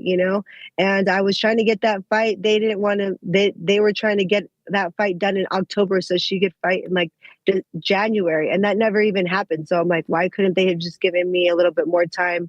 Because they were trying to push me to fight a 5-round fight within like 4 weeks or something, instead of giving me a proper amount of time to train for a 5-round fight, So I was like, no, I'm not going to do that. And I wanted to fight. I just said, hey, just give me a couple more weeks, because I want a sufficient amount of time to fight. I'll fight anybody in the world while I have time, if I train properly. Because the last thing I ever want to do is go into the cage and I didn't train hard enough, or I didn't train enough, and then I think to myself, Oh, We just lost her. yeah, there I am. Sorry, what do you think about the Buffalo Bills? Yeah, all right. It's always jarring when you see yourself pop up over there. We'll reconnect with her.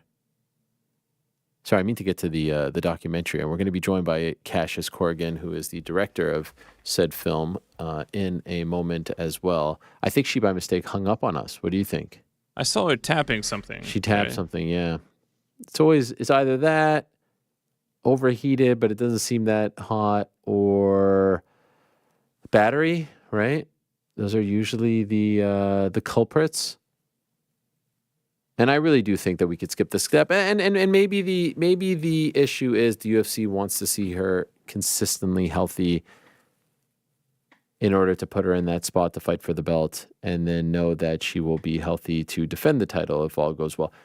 Tatiana Suarez versus Zhang Weili is one of the best title fights we could possibly get. Hello, Tatiana. I'm so sorry. No problem. You all right? I'm so sorry. Somebody called me, and then like they kept calling over and over. I hope it's not USADA. Oh, no. No, USADA's gone. They're gone. Yeah, but whoever is like, whatever, there's still new people that are like, Yes. no. So I just, and then they end up doing it in April. I'm like, I could have fought her. Like, I could have fought her plenty of time. Like, they were trying to rush everything, the timeline and everything. And I'm like, I could have fought her anyways. And then I'd be fighting on UFC 300. Yes. Anyway, you do have exciting things going on. Let us talk about that tonight. Your documentary on your life, on everything you've overcome, premieres on Max, The Unbreakable Tatiana Suarez. Could I ask, when you were first approached, and I believe it was by Cassius, who has done a lot of great work throughout his career as well, about doing this, knowing you a little bit, and knowing that maybe sometimes you don't love putting yourself out there and doing media and stuff, here you are and your family sitting down talking. What made you think that? Yeah, I was Ariel? like, man, I can't imagine how tough this was on Cassius to get you to sit down to open up the way someone should on a doc, talking about some heavy duty stuff. What was your initial thought when you were approached about doing this? How did it all go down? Well, I think, at first he just kind of was like, I read about your story. I just think it's a great story. And then, as time went on, the story just kept continuing. So it just kind of was like a crazy thing.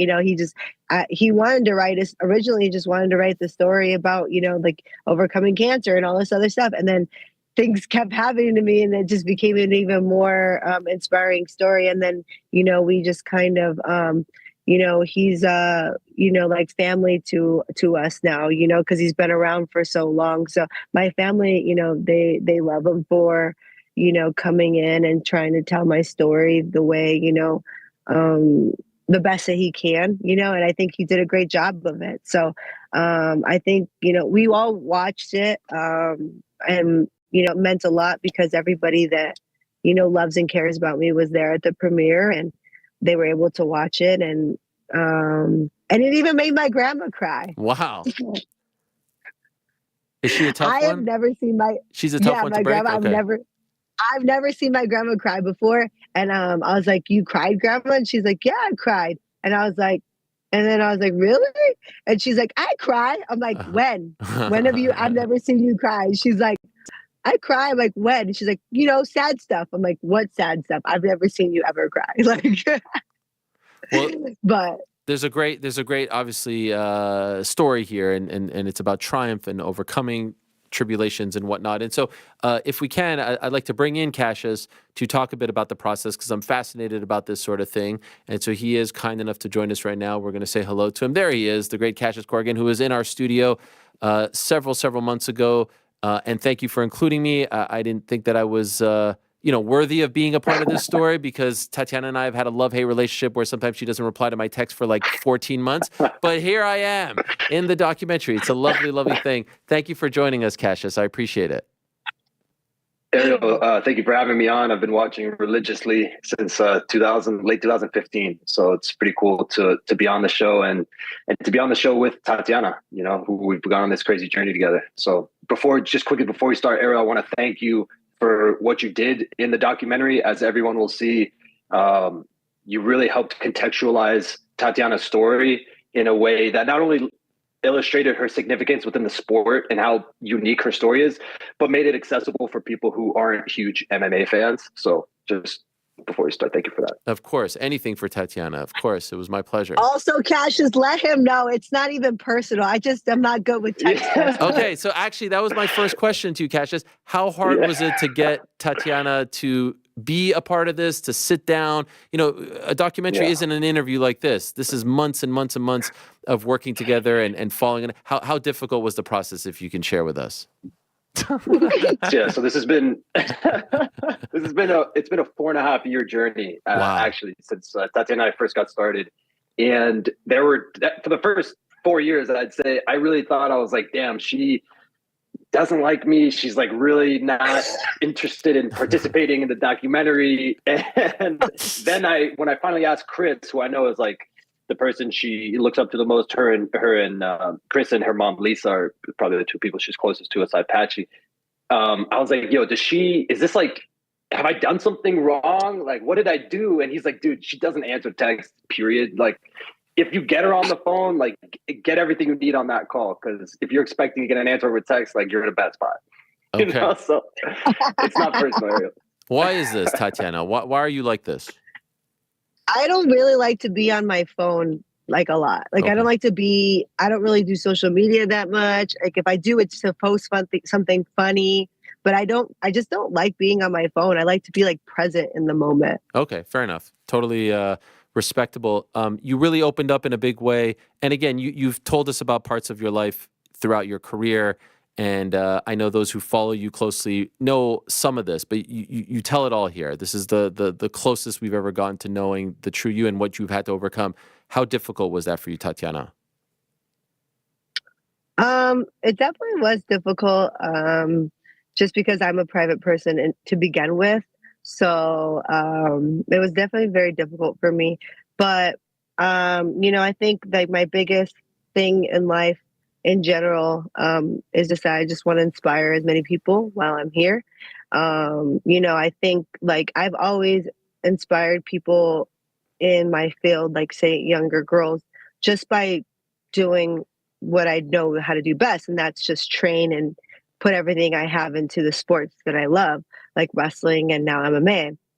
So I've always led by example. And I've never, I'm not much of like, I'm not going to give you a speech, but anybody can just watch me and see how hard I work and be inspired by me. So this is like a different thing for me, having to speak about, about things, about my personal life, about going through the personal struggles that I've gone through and my mindset during those times. Just because I don't really like the spotlight of things. And I think, it's hard for the spotlight to be on me, even though I am in a sport where I literally entertain people by fighting. So but yeah, so I think this was very hard for me, especially because it is my family and my personal life and stuff like that. But my family was also very transparent too. So I think that having their support and love and people that love me, supporting me, you know, I think like I'd go and I'd have like an interview with Cassius, and then I'd go to Pat and he'd be like, it's okay, you know, you're going to inspire a lot of people. So having the support of people like my mom, Pat, my brother, that was very helpful, you know, so. Cassius, one thing that fascinates me, and I don't know if I told you this, way back before I started any of this, I worked at HBO Sports, and I worked in their documentary department, and I know the type of things that they've aired, right? The kind of docs that they've produced, bought, etc. This one is not like those docs. A lot of those are ones about stories that happened 20 years ago, or about a profile on an athlete who retired long ago, not someone who's in the midst of their career. How hard was it to get HBO to get on board with this documentary? Well, thank you for pointing that out, Ariel.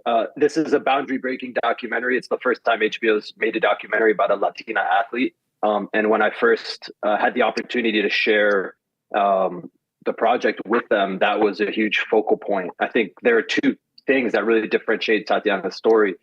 There's a whole generation of MMA fans that have come in post-COVID that really aren't familiar with Tatiana. They don't know who she is or why she's special. And it's, I think, the enormity of the insane sequence of obstacles that she's gone through her life, which I'd love to just touch on briefly if you'd be cool with that. Before I get into the rest of the answer, Tatiana started wrestling as a 3-year-old when girls didn't wrestle. So she was wrestling against boys starting at 3 years old. By the time she was in 8th grade, she was the boys state champion in California in wrestling. In high school, she was a 12-time national champion, meaning she was the national champion every year in 3 different divisions.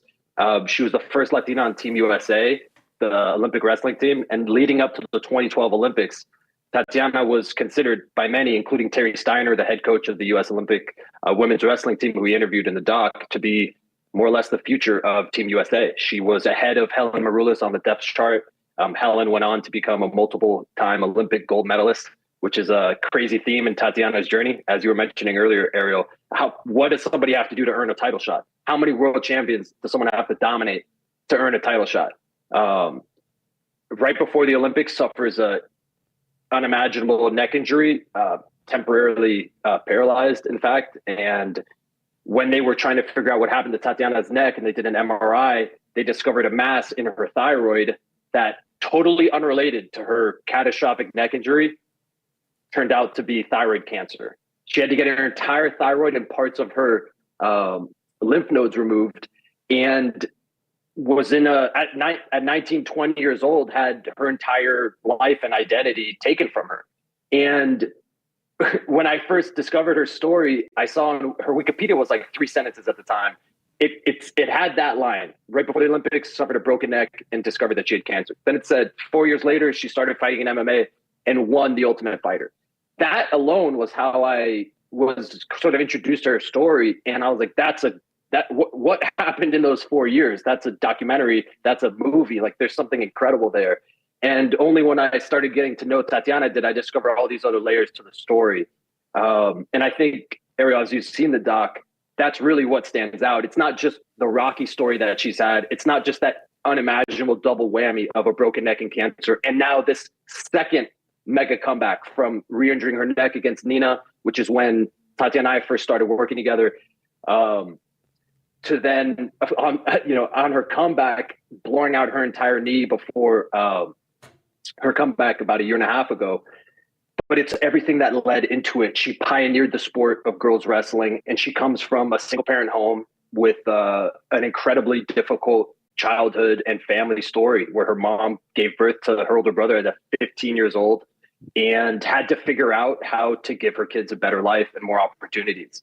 And the bravery that Tatiana and her family showed in opening up about the challenges they went through living in a mobile home in a trailer park outside of Covina, California, and the mistakes that they made and the way that they've grown together as a family is what elevates it for me beyond a sports doc to really being a testament to what we're capable of individually and what families are able to get through and come together. So that's a long-winded answer to give you context for how I pitched it to HBO. And they really saw the opportunity to use her sports story as a Trojan horse, if you will, into a really deep and universal human story. And it's just been an unbelievable honor and privilege to be able to tell Tatiana's story and also make the first MMA documentary on HBO, which, you know, the home of the Tiger Woods doc, the home of Muhammad Ali, the home of Maradona. Like, these guys make docs about icons, and Tatiana's well on her way to that icon status. That is incredible. Great answer, and I appreciate that perspective. The audience does as well. The name of the documentary, the title is The Unbreakable Tatiana Suarez. In closing, Tatiana, can I ask you, at any point did you feel broken? All those things that Cassius just went through, did you ever feel like you were actually broken? I felt sorry for myself after the knee injury, that's for sure. But it took like a few days, and then I was like, then if you just look at my Instagram, you kind of tell when I just said, I'm going to be okay. And that's when I did a workout with one leg, and I did it on the Airdyne bike. And I was like, okay, this is my first steps to become, to my comeback. So I decided then and there that was, I was going to continue my comeback. Here I am. I'm still doing it, but I've won 2 fights since then. Yes, and you won the Comeback Fighter of the Year award on this very show. So, by the way, congratulations. I know it's the greatest honor of your career. Let's go. Congratulations on that distinction. Congratulations to the both of you. I have seen it. It's tremendous. It's well worth a watch if you haven't. If you're one of the regular folks out there who haven't, watch it tonight on Max, 9 p.m., and then, of course, on demand anytime afterwards, right? Did I get that correct, Cassius? Perfectly. All right, perfect. Congrats, guys. Thank you so much, and great job. Thank you so much. Well done. All right, take care. Thank you, guys. Bye-bye. Cassius Corrigan and Tatiana Suarez, The Unbreakable Tatiana Suarez. It premieres tonight on Max, formerly known as HBO Max. I'm a stickler for HBO Max. I still don't know why. HBO Max sounds so much cooler than Max, does it not? I still don't know why they changed it. I think they wanted to encompass all the different networks and brands that they have on there. But I still did it have anything to do with Cinemax? No. But So that's you would think that's that a great it would. point, right? Yeah. And what's the more prestigious brand? HBO. Of course. You say, oh, this is an HBO doc or it's a Max doc, right? Yeah. It's not even close, Frank. It's not even close. Frank, my first job in this business was for HBO Sports in their documentary department. And to me, that felt like, it felt like I hit the lottery. It was. You remember me asking all those questions about the like the machine you used and all that? Because they were the gold standard, and HBO Sports doesn't really exist anymore, unfortunately. There's no boxing.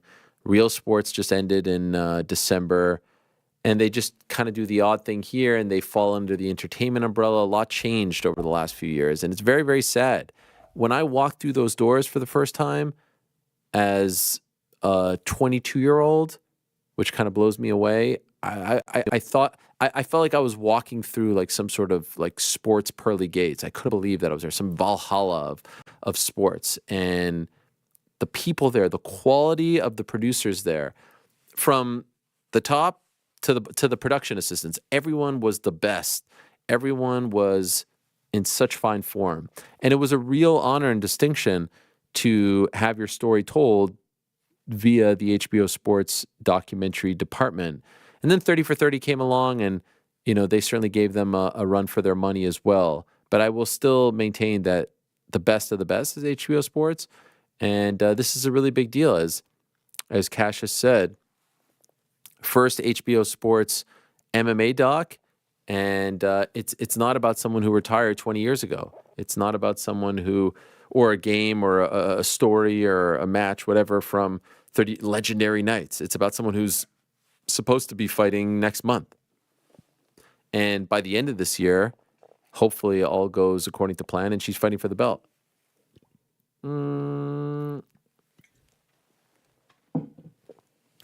I do really hope that we get her versus Zhang Weili in the near future. If Zhang Weili wins, which I think most people would think that she wins, I don't feel like she needs a win over anyone else at 115. I really think she can win at 15 and 25. She is that darn good. She is that darn good. I think she can win at 15. I think she can win at 25. I think she could be very successful at both, in both weight classes. I really do think so. So in a moment, we're going to be joined by the current champion at 135 pounds in the women's division. She is Raquel Pennington. She is coming off that win over Mayra Buenos Silva back in, well, I was going to say in January. We're still in January. A couple of weeks ago in Toronto. Obviously, we don't know what is next. We suspect it is going to be Juliana Pena. And I would say a lot has changed since that fight transpired, namely the addition of Kayla Harrison, who was supposed to be on the show last week, but some personal stuff came up, and now it's some other stuff. Trust me, she'll be on in the near future. Everyone chill out. But she has definitely made things a hell of a lot more interesting right now at 135 because she has been added to UFC 300, and it's a new face. And is Amanda coming back? Is she not coming back? What would happen, et cetera, et cetera. Well, the queen of the mountains, so to speak, the queen of the Rocky Mountains is the veteran who won that belt in Toronto just a few days ago, about 14, 15, 16, 17, 18 days ago, whatever it is. My math is horrible. She is Raquel Pennington, and she is kind enough to join us right now. There she is. Hello, Raquel. How are you? Hey, I'm good. How are you? I'm doing well. Thank you very much. Congratulations on the big win in Toronto just a few weeks ago. Could I ask, what has life been like since you climbed the mountaintop, since you achieved your dream? Can you even possibly put it into words? I still don't have the words for it. It's been a really interesting journey. I went out there, I felt great, like phenomenal fight camp. It was a good fight week, but I actually started to get sick.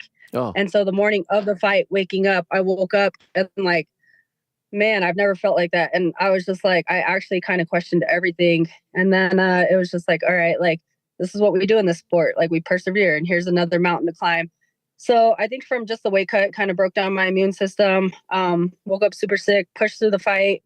And then we got back home, and I've been in bed. I got myself out one day to go into the mountains with my family and like try to have some fun.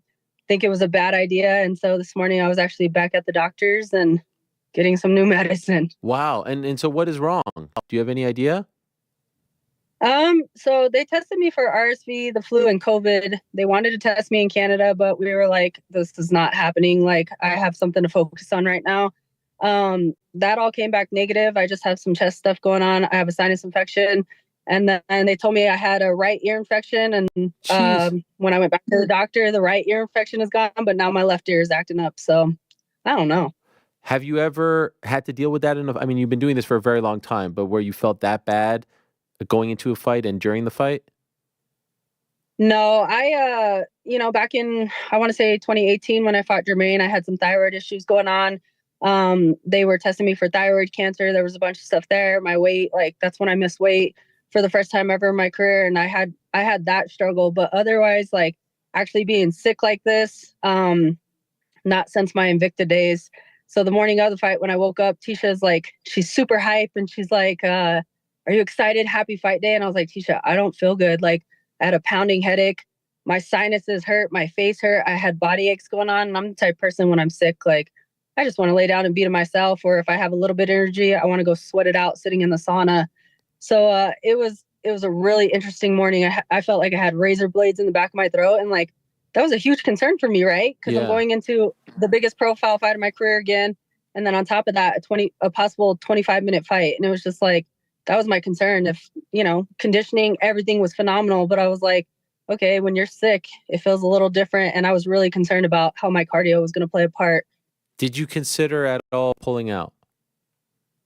For a split second, I actually did. Wow. And, that's just me being a human being. But then at the end of the day, like, I've worked so hard and to get back to this place, and it's taken 5 years, and the opportunity was in front of me. Uh-oh. the perfect opportunity was in front of me. And it was just kind of one of those things where it was like, you know what, like I said, I mean, we're athletes, we're constantly persevering, we're constantly climbing. Like I've climbed tons of mountains, and I was like, here's another mountain to climb. So we got up that morning, and, I pushed back my hair braiding and went up to the treadmill and started sprinting, trying to see if we could blow out my lungs. I'm spitting all kinds of stuff out, and it was just like, all right, here we go.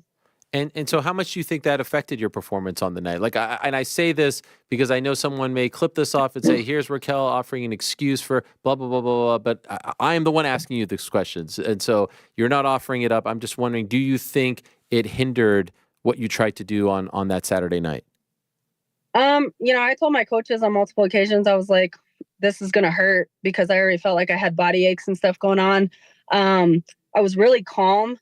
And I think it was just kind of everything just kind of playing a part. I mean, I've been in the sport for a really long time, so having the experience and stuff, there's always a certain calm, but it was oddly calm. And then I felt a little bit of muscle fatigue, and my coaches kept yelling at me, and they're like, let your freaking hands go and whatnot. And there was a few points in the fight where I should have just kept going, but I kept falling into certain things. And so it was a little bit that affected me. But at the end of the day, I'm proud of myself. I got the job done. The ultimate goal was to conquer the world title. And that's the fun part about fighting, right? The next fight, you go out there and you change things up.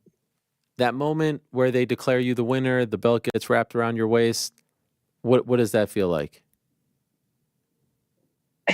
Especially considering everything you have been through in your life and career, and then even on this particular day. It was just everything coming together, all the mountains I've climbed, all the setbacks I've had, the dark places I've had to dig myself out of, the injuries I've overcome, people constantly, all the criticism, just everything, the blood, sweat, and tears. It was just all that belt resembles all of that. And so kind of just, I don't know. I still don't have the words. I know when Cormier walked in and he has this big smile to interview me, Dana's putting the belt on me, and I just did not even know how to process it all. My family's jumping for joy, and they're all sitting there, and it's the craziest, most beautiful, rewarding experience. And hopefully in the next few days I can find the perfect words for it all. If we would have talked in May of 2018 after the Amanda fight, and I would imagine that was some kind of low, because not only did it not go your way, there was some criticism of your team and whatnot. Would you have ever believed that the story would turn out like this? Yeah, because I'm the kind of person that I'm not going to give up. Back in May, back then, it just wasn't my time. And that's the thing, everybody's journey is unique. Everybody's journey is different. And even being on the Ultimate Fighter, you have to win the Ultimate Fighter to get in the UFC. That wasn't my case, and I've been the most active one from my season of the Ultimate Fighter. And then I fought for a world title, and that was a hard time frame in general. I fought Misha back in 2016. I went into that fight with a torn right shoulder. So I had total reconstructive shoulder surgery, a bicep repair, a wrist surgery, just back to back. And then that's when my health started taking a turn, and I just really wasn't in sync with myself at all. I didn't understand things, and it was just a lot. And it's just part of being, I'm a professional athlete, but it's also part of just being a human. We have stuff that goes on. And so going and UFC calls, and they offer me the biggest profile fight of my career. And as an athlete, heck yeah, that's what I want. That's what I worked so hard for. As a person, I was nowhere near ready. And then, one thing after another, I ended up breaking my leg, and I broke my leg in October. We're originally scheduled for December, and it was crazy, right? It's just a whirlpool. But at the end of the day, I'm not that person I was then. My health isn't where it was. And, I feel like I've had the time to just grow as a person and as an athlete. And that's the cool part about life. We're constantly just evolving and adapting. And that was a really dark time in my life, just as a person in general. And then, of course, as an athlete, it was tough. And, so many people are constantly criticizing us athletes. First and foremost, everybody who steps into that octagon deserves respect. It is not easy. And if it was easy, everybody else would be doing it. But we're out there and we're putting everything we have on the line. We're putting ourselves into dangerous places. When you're signing paperwork and they're like, okay, here's the paperwork to say that you're taking the risk of serious injury or even death.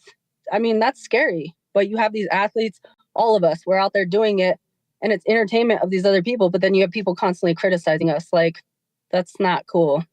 And so how do you deal with that? And I'm just curious, do you feel like you have been disrespected? Because I know you've been asked about, oh, they should close the division and this situation. This is the greatest moment of your life, not just of your career, one of the greatest moments. I don't want to overstep, but it's a huge accomplishment. And you have people trying to rain on your parade. How do you deal with that when you see that? It's always going to be life, right? But I'm not here for other people's expectations. Everybody's life is unique. We all have one life to live. And at the end of the day, like, I'm focused on the things that I can control. I'm focused on my passions and my hard work, my goals in life, and what I want to achieve for my family. So everybody's going to talk. I mean, you can have the perfect life. You can have everything absolutely perfect, but there's always going to be people who criticize. And so, like I said, I mean, it's not an impact for me. I've always been the underdog. I've always been criticized, but you know what? I'm here. I'm doing what I need to. And now I'm the current world champion. Like, at the end of the day, that's a goal I set for myself a long time ago. 14 years ago when I started this sport, I remember saying I wanted to be one of the first women in the UFC, and people laughed in my face because it wasn't even an option. I became one of the first 10 women to ever sign with the UFC. Then, of course, the world title, and everybody, again, they laughed. But I am here. I'm doing exactly what I need to. I'm changing my family's life. I'm changing my life. I'm achieving goals as a person. And that's all that matters to me. One of the great things about you becoming champion is because you are one of the OGs of this game. You were doing this long before there was a UFC women's division. And I think a lot of people who remember you in Invicta and other promotions would appreciate that. And then when you add to it all the stuff that you've had to overcome, it's actually quite remarkable that you're even here as champion, let alone just fighting. How have you been able to stick around so long and thrive? Times have changed. So for me, like, I'm the type of person, I broke my back snowboarding, and that's actually how I got into fighting. And some people let fear get the best of them and they step away from those things. For me, it was like, as soon as I felt better, I could walk again and do things, I wanted to be back on the mountain. And my family, they were frustrated. They're like, you need to get rid of your snowboard. Like, this can't happen. And same thing, life is always going to throw curveballs at us, but it's about how you bounce back. And I'm just the type of person that I don't let those things get me down. I set a new goal. I constantly adapt. I like to persevere. I love the challenges. And that's one reason I really fell in love with MMA. It doesn't matter how good you are and how long you train, like, it's constantly evolving. You get to constantly grow, and there's going to constantly be challenges. And I absolutely love that. So I put that into the same perspective in life. Like, nothing's going to hit harder than life. And so I'm just constantly adapting and growing and finding my way through. I saw on your Instagram that your beloved grandmother isn't doing great these days, and I'm sorry for that. But you posted a great photo of you giving her the belt upon coming home, and you wrote in the caption that you were kind of battling with going through a tough time with a loved one, but also you're excited about your title fight, and you wanted to see this through so that you can have that moment. And so, could I ask, what was it like when you got to give your grandmother the belt and be there with her upon coming back home? It's gonna make me emotional. That was everything to me, having this opportunity again, like, and working so hard and just, watching my Nana decline. Like, she's the queen of our family, and she's the one that has showed me how to be a true warrior, just in everything. I told Tisha, I was like, I feel like this is going to be the best and the worst time of my life. Like, the best because I knew I was not going to get beat again. I knew that I was going to go out there and I was going to become champion. But then I felt like I was going to lose my Nana, and it was just like hoping and praying. And, I'm busting my ass every day at the gym, and at nighttime I'm with my family, and we're at the hospital. On weekends we're together, and it's just like we're constantly by her side. And some days she would wake up and she's talking to us. Other days, like, she's just laying there. And it's really hard to go from my Nana being there, and she's always been there. She's always been at every one of my sporting events. She's always been there, whether I'm sick, I'm in the hospital, I'm doing the greatest things in life. Like, she has been by my side. And getting ready to go to Canada, I went to go see her, and we couldn't even really get her to wake up. And so to not even have those words from her or for her to be herself, like, that was tough. It was so tough, and it hit my heart. And I just prayed. I was like, like, I pray I can make it through this fight, and like, I don't get a phone call this week. And then coming home, obviously that excitement was there. The biggest thing for me was showing up at the airport, seeing the young kids. Like, man, kids, like, that is my inspiration to keep climbing, keep doing things, and just being a role model for these young kids. So emotions set in then, and then I went straight to my Nana's house, and we couldn't get her to wake up. So I put the belt on her bed, and we put Alea with her and took some pictures. And then I just visited with my family, and when we were getting ready to leave, I went in there to go tell her bye, and she actually woke up. And when she woke up, like, she just had this smile. She got diagnosed with dementia as well. So some days it's hit or miss. Like, she knows you, and other days she don't. She just kind of stares at you, and she woke up and she gives me a smile, and she's like, "Hi, Mija." And then I was like, "Look, Nana, I did it." And she was just like, "Oh my gosh, I knew my champ would do it. Look at this beautiful belt. It's so heavy." And like, I just cried. Like, it was everything I needed, That's incredible. And I'm happy that you had that moment with her, and I hope that you can have many more with her. I saw the video of you coming home, the reception that you got at the airport. Were you expecting that, or was that a complete surprise? I wasn't. I was actually sitting on the airplane. We landed, and Tisha ripped my AirPods out of my ear, and I'm like, "What are you doing?" And they were giving me an announcement on the plane, and the whole plane is cheering. Wow. So that was really cool. And then we get off the plane, and Tisha's like, "Give me the backpack," because I had the belt in there. And she pulls the belt out of its case and stuff. And she's like, "I'm trying to take a picture of you and Alea next to the Colorado Springs sign." And I was like, okay. So I went with it. And then as we started walking out of the terminal, everybody just started chanting Rocky. So I come from a huge Hispanic family, and I just thought it was like my family. And when I came around the corner, I mean, there was tons of people there. It was family, friends, fans, the news stations, like my recovery team. It was everybody. My coaches were there. They flew home before. We stayed in Canada a little longer. So just to kind of have everybody, and I mean, all these kids, they had posters, they had balloons. It was amazing. Like, it was really cool. And so when you're the queen of the mountain, obviously now you're the hunted as opposed to the hunter. And we had your old pal Juliana Pena on the show, and she offered some thoughts on your history together and your fight. And I don't want to. Initially, I thought to play you the comments and have you respond, but I don't want to kill the buzz here. And so I just want to know if you've seen anything that she has said about your fight and you, and how it makes you feel when you hear some of these comments. I've seen everything. Okay. I've seen all the criticism. I've seen these athletes talk. Like, I pay attention to everything, but it's just not who I am. Like, I feel like at the end of the day, and it's exactly what I told Mayra when we were getting ready to fight at the press conference, we were there and she started on, and it was just like, our fists are going to do the talking. And same thing, like, you can keep running your mouth. You can keep saying all these things. Like, I feel like Juliana has a very like delusional version of, our history together.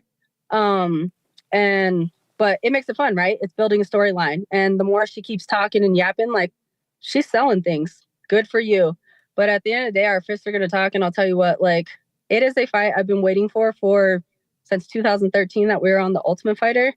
Somehow our time has not aligned, but obviously it's coming. And I'm excited to finally punch her ass in the mouth. I will say that. And she is the one, right? Like, that's, I know you haven't signed anything, but like, there's no one else, right? She's going to be your first defense. Yeah, that's the one that makes sense. Honestly, I thought she was going to be the one that we were going to fight for the vacant title, but she's still battling an injury, I guess. So that's what I have in mind next. I mean, that's the fight I want next. Right. So that's where my mind frame's at. That's where my coach's mind frames are at. So we'll see how it plays out. I mean, there's been, like I said, that's what I have in mind. But I mean, I've had a wild journey. I thought I was going to fight Aldana a second time. And then all of a sudden there was a huge change with that last May. And so things are constantly changing in the sport. Things happen last minute. And so we'll see. But she's next on my list. And realistically, when would you like that fight to happen? Well, I don't know why she thinks she calls the shots. I'm the champion. Right. So she's sitting here. I know she's talking June or July, but Tisha's got some exciting news coming back. Okay. And so it's her focus now. And that's kind of where I'm at. I do want some time off. I want to be able to spend some time with my family. I want to spend time with Alea. And like, you know, Tisha really held down the fort throughout this whole camp. And so now I just want to be mama bear. I want to hang out with my daughter and I want to let Tisha do her thing. So I'm thinking, honestly, probably not until at least August, maybe September, or even later than that, but we'll see. Okay, and things are going to get really interesting in April with Kayla Harrison making her debut. Do you think she will be able to make that weight, not just once, of course, but like multiple times? She's never fought lower than 146. You know, I mean, when it comes to weight cut, that's the hardest part of fighting. It really is. Comes down to a science. It's more than possible. You know, I feel like she's definitely going to be professional, but I think my biggest thing, you know, like, I mean, obviously you're bringing it up. So our biggest thing is how is she going to make that weight? My next question off that is how is she going to be able to perform at 135? That's a huge key factor. So, I mean, I guess we're all going to see, right? She's obviously a big name, and she's coming in as a big free agent, Olympic gold medalist 2 times. She wins in April and does so impressively against Holly Holm. Do you think there's any chance she leapfrogs Juliana? You know, I mean, like I said, anything can change. I'm not opposed to it, but at the same time, like, I just don't find that fair. You have so many athletes, and I'm speaking on behalf of everybody because I've been that athlete for a long time. Like, nothing was ever handed to me. I've had to work my way to the top the very hard way, time and time again. And so it really frustrates me when other athletes come in and all of a sudden they just jump the line. Like, there's been plenty of athletes who are here. They've been here for a long time. They're busting their ass every single day. They're trying to grind through each and every fight and build things for themselves and work their way to that same opportunity. And I feel like, you know, she doesn't deserve to just skip the line because she has a huge name behind her. Okay. And could I ask what an interesting fight week that was in Toronto for many different reasons, but you know, I'd be remiss if I don't ask you about Sean Strickland and some of those comments, if only because in the post-fight press conference, Dana White mentioned that, you know, here we have 2 lesbian fighters in the co-main event and they didn't seem to mind anything essentially. And so did you care about some of the things that he has said, was saying, continues to say? Does any of that bother you? You know, at the end of the day, I feel like I said, people are always going to talk. They're always going to have their opinions. You're allowed to have your own opinion, but at the end of the day, you're not going to affect my life. What you do with your life doesn't affect me. You know, I just think it was disgusting on his part to even be concerned about us as human beings and our lifestyle and just the comments he was making. And, you know, at the end of the day, MMA has grown a ton. The women are here. We're here to stay. The divisions are growing. You have tons of up and coming talent. Like, so to criticize female athletes, like, I don't agree with any of that, but I can't control that. And that wasn't my focus. My focus was to go out there and accomplish my goal and, you know, make weight and do the things that I needed to, try to be as healthy as possible. So Dana and Hunter came in before the press conference and they asked me how I was doing with everything. And it was just one of those things, like, you take it as a grain of salt and you dish it out. Like, it's not going to affect what I'm here doing. At the end of the day, you want to talk, but we're still your co-main event fight. So I'm happy they did that, and credit to them for doing that. That's really great to hear. I guess what just kind of rubs me the wrong way is, as you know, this is a very inclusive sport, and MMA at times from the outside is viewed as like this, like, you know, Neanderthal barroom brawl sport. But I think you could speak to this as well as anyone. Like, you can have a whole card, 12 fights, 11 fights are men, 2 women at the top, and no one bats an eye, and no one seems to care about your sexual preference. No one cares if you're single, if you're married, like, who cares? And so I feel like this sport, more so than women's boxing and more so than basketball or other, has really been at the forefront of, you know, giving women an opportunity to be on equal footing with men. And then it's one thing to do it in an interview. It's one thing to do it on your YouTube channel, on your social media, but at an official UFC press conference, to speak like that when there are people like you and Myra in the co-main event feels like a massive step back. And I give you credit for not, you know, and I'm going to get shit for this and I don't really care, but I give you credit for not caring because you're about to have a title fight. But still, this shouldn't be happening at an official press conference with absolutely no repercussions. There's a big question now is, what's the line? What's the line? What's the line? And I kind of feel like that is a pretty good line. That right there is a pretty good line, saying that stuff. I absolutely agree with you. You know, but at the end of the day, like, that's why the world is the way it is. You know, people are constantly attacking different things. And it's like, at the end of the day, you should have been focused on just yourself. But it's always going to be that way. I think it's important for people to stay true to who they are and to focus on the things that you can control. You can't control other people. And when you're letting these other people impact your lives, like, it's only going to drag you down. It's going to hold you back from what you want. So, I mean, stay true to you, and you could take people's words as a grain of salt. But I don't know. You know, I respect Dana and Hunter for giving their concern. I also respect the fact that they do give freedom of speech, and they give their athletes a platform to be who they are. And I mean, they just don't care. But, you know, a lot of people are constantly criticizing things. They're attacking Dana and saying different things. But I mean, he does care about his athletes. He is there, and he did check in on us to make sure things were okay. And he's like, you know, I mean, I have your back with this situation too. So, I mean, you know, to see that concern and everything. But for me, like I said, it's just one of those things to where if I would have focused on it, it was only going to have a negative impact for me. Sean, say anything to you? No, we didn't. Like, every time he came around, it was just kind of like we both turned the other direction. I stared at him a couple times and he would just turn the other direction. Like, he, you know, he's out there. He's doing he's a great athlete. He's selling his fights. He's running his mouth. He's being freedom of speech, doing whatever. But no, he didn't say anything. Like, he just interesting character. Okay. I would argue there's a difference between freedom of speech and hate speech, but I don't want to go down that path. I mean, yeah, we could say that too, but right. There is a big difference. By the way, there's a member of our team, producer Conor. He is a graduate of the University of Georgia, and he went down a deep dive of your Instagram stuff and found you wearing a Georgia Bulldogs hat twice, 2 different hats, 2 different occasions. And so he wants to know, what is your connection to the University of Georgia? Is this just a hat you like, or did you have some sort of connection to the school?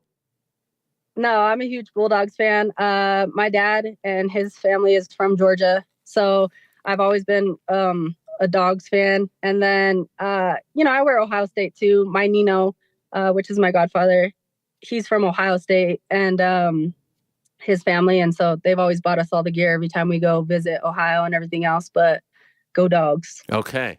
I love it. And he will love that as well. Congratulations on the win. All the best to you. And I hope you feel better soon.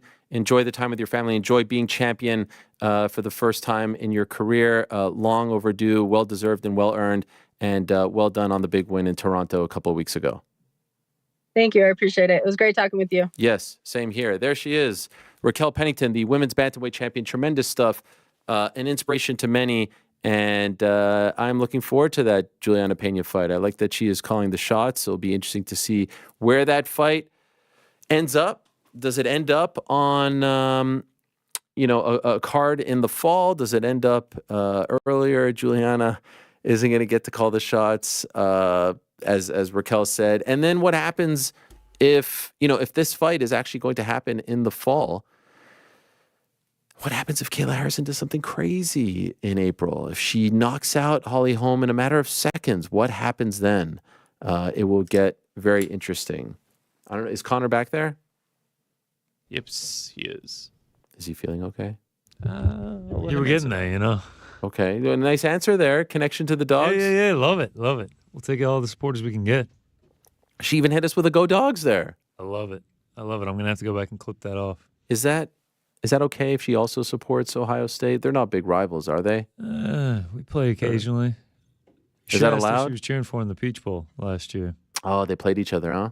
Yeah, in the College Football Playoff. Is that the one you went to? Yep. Oh yeah, where they missed the kick at midnight. Oh, that's right. Oh yeah. Legendary moment. I forgot about that. Well, I'm happy you're feeling better. Yeah. I think we're out of Storm. You know. There was a question earlier. Storm, you say, like, was there any? No. Just please tell us all the details. I mean, you said Storm. I think there was no throwing up, was there? No throwing up. Just some severe nausea. I don't know, man. I don't know. Okay. All right. Well, that's a good shot right there. Yeah, we're going to doctors. We're trying to figure this out. Okay. Well, I'm sure you will. There was a question to you earlier, and so since you're here, I'll ask it. They asked the whole crew some different questions, and one of the questions to you was, how does your girlfriend feel about your gambling addiction? He didn't phrase it that way. Yes, I think he actually did. Did I? Oh, man. Yes. She has never said anything about it. Okay. Yeah. I mean, she. Okay, sorry. The actual word used was, and this is from Matt Mo, GC, what does your girlfriend think about your gambling habit? Excuse me. Habit. Sorry. It's a tomato. Is it's a negative connotation. So, First step is denial. I'm addicted to coffee. I like coffee. How do you like your sports investing? That's a okay. That's how you making put some it. Investments on. She never says it's too much. It's getting in the way of things. It's affecting your mood. It's. You know what? When the Iron Turtle lost, she was like, oh, "These things really affect you." That was the one. That was the breaking point. That was, we're waiting the scorecards, and it broke my heart when he lost the split decision. She was like, "Man, there's always going to be another fight." Mm. That one really wasn't gambling related, though. That was my emotional investment in Iron Turtle making his run for the 185 belt. No, I feel you. All right. Well, I'm glad to hear it's not a problem. On that note, let us continue with our questions. And by the way, how easy is it to root for someone like Raquel Pennington? And I know not everyone has to be a fan of everyone, and styles are what attract us to people. But like a Cory Sandhagen, a Raquel Pennington, like this is, you almost wish that those people were getting more attention. But such is the life. We continue. Amin, hi Ariel, with UFC 301 being in Rio. Is that officially announced? I'm not sure. I think that's what's earmarked, and I've heard the same, but, card subject to change. How do you rate these potential main and co-main events? Main, Alex Pereira versus Khalil Roundtree Jr. Co-main, Alexandre Pantoja versus Amir Albazi. First one, sign me up. I've told you guys this. Sign me up for Roundtree versus Pereira now. Give me that fight now. I would love that fight. I would absolutely love it. Pantoja, Albazi. I'd like to see what happens in the Moreno fight in February, but I don't hate it. Don't love it as much. Pantoja needs to be on there for sure. And Pereira, obviously. I'd like to see Pereira in Brazil. It's not something we've seen. I don't think Pereira Roundtree happens, but I would love to see it. I would absolutely love to see it. Now, is New York Rick here? I'm here. Yeah. New York Rick, this one's for you. From Matt in Vancouver. Dear New York Rick, I need your critical, even-handed brain to find a hole in this one for me. Change scoring to a round score majority. As an example, if the three judges score a round 10-9, 10-9, 9-10, and it ends as 10-9 on a single final scorecard, if it's 10-8, 10-8, 10-9, it ends 10-8, and so on. This removes significant impact for any single judge, gets rid of split decisions, and gets GC more airtime with added delicious round and fight winner parlays. Some recent decisions, it would have flipped. Shevchenko versus Grasso 2, Kai Kara-France versus Albazi, Side versus Tavares. Ariel, solid on the mod, a man of many talents.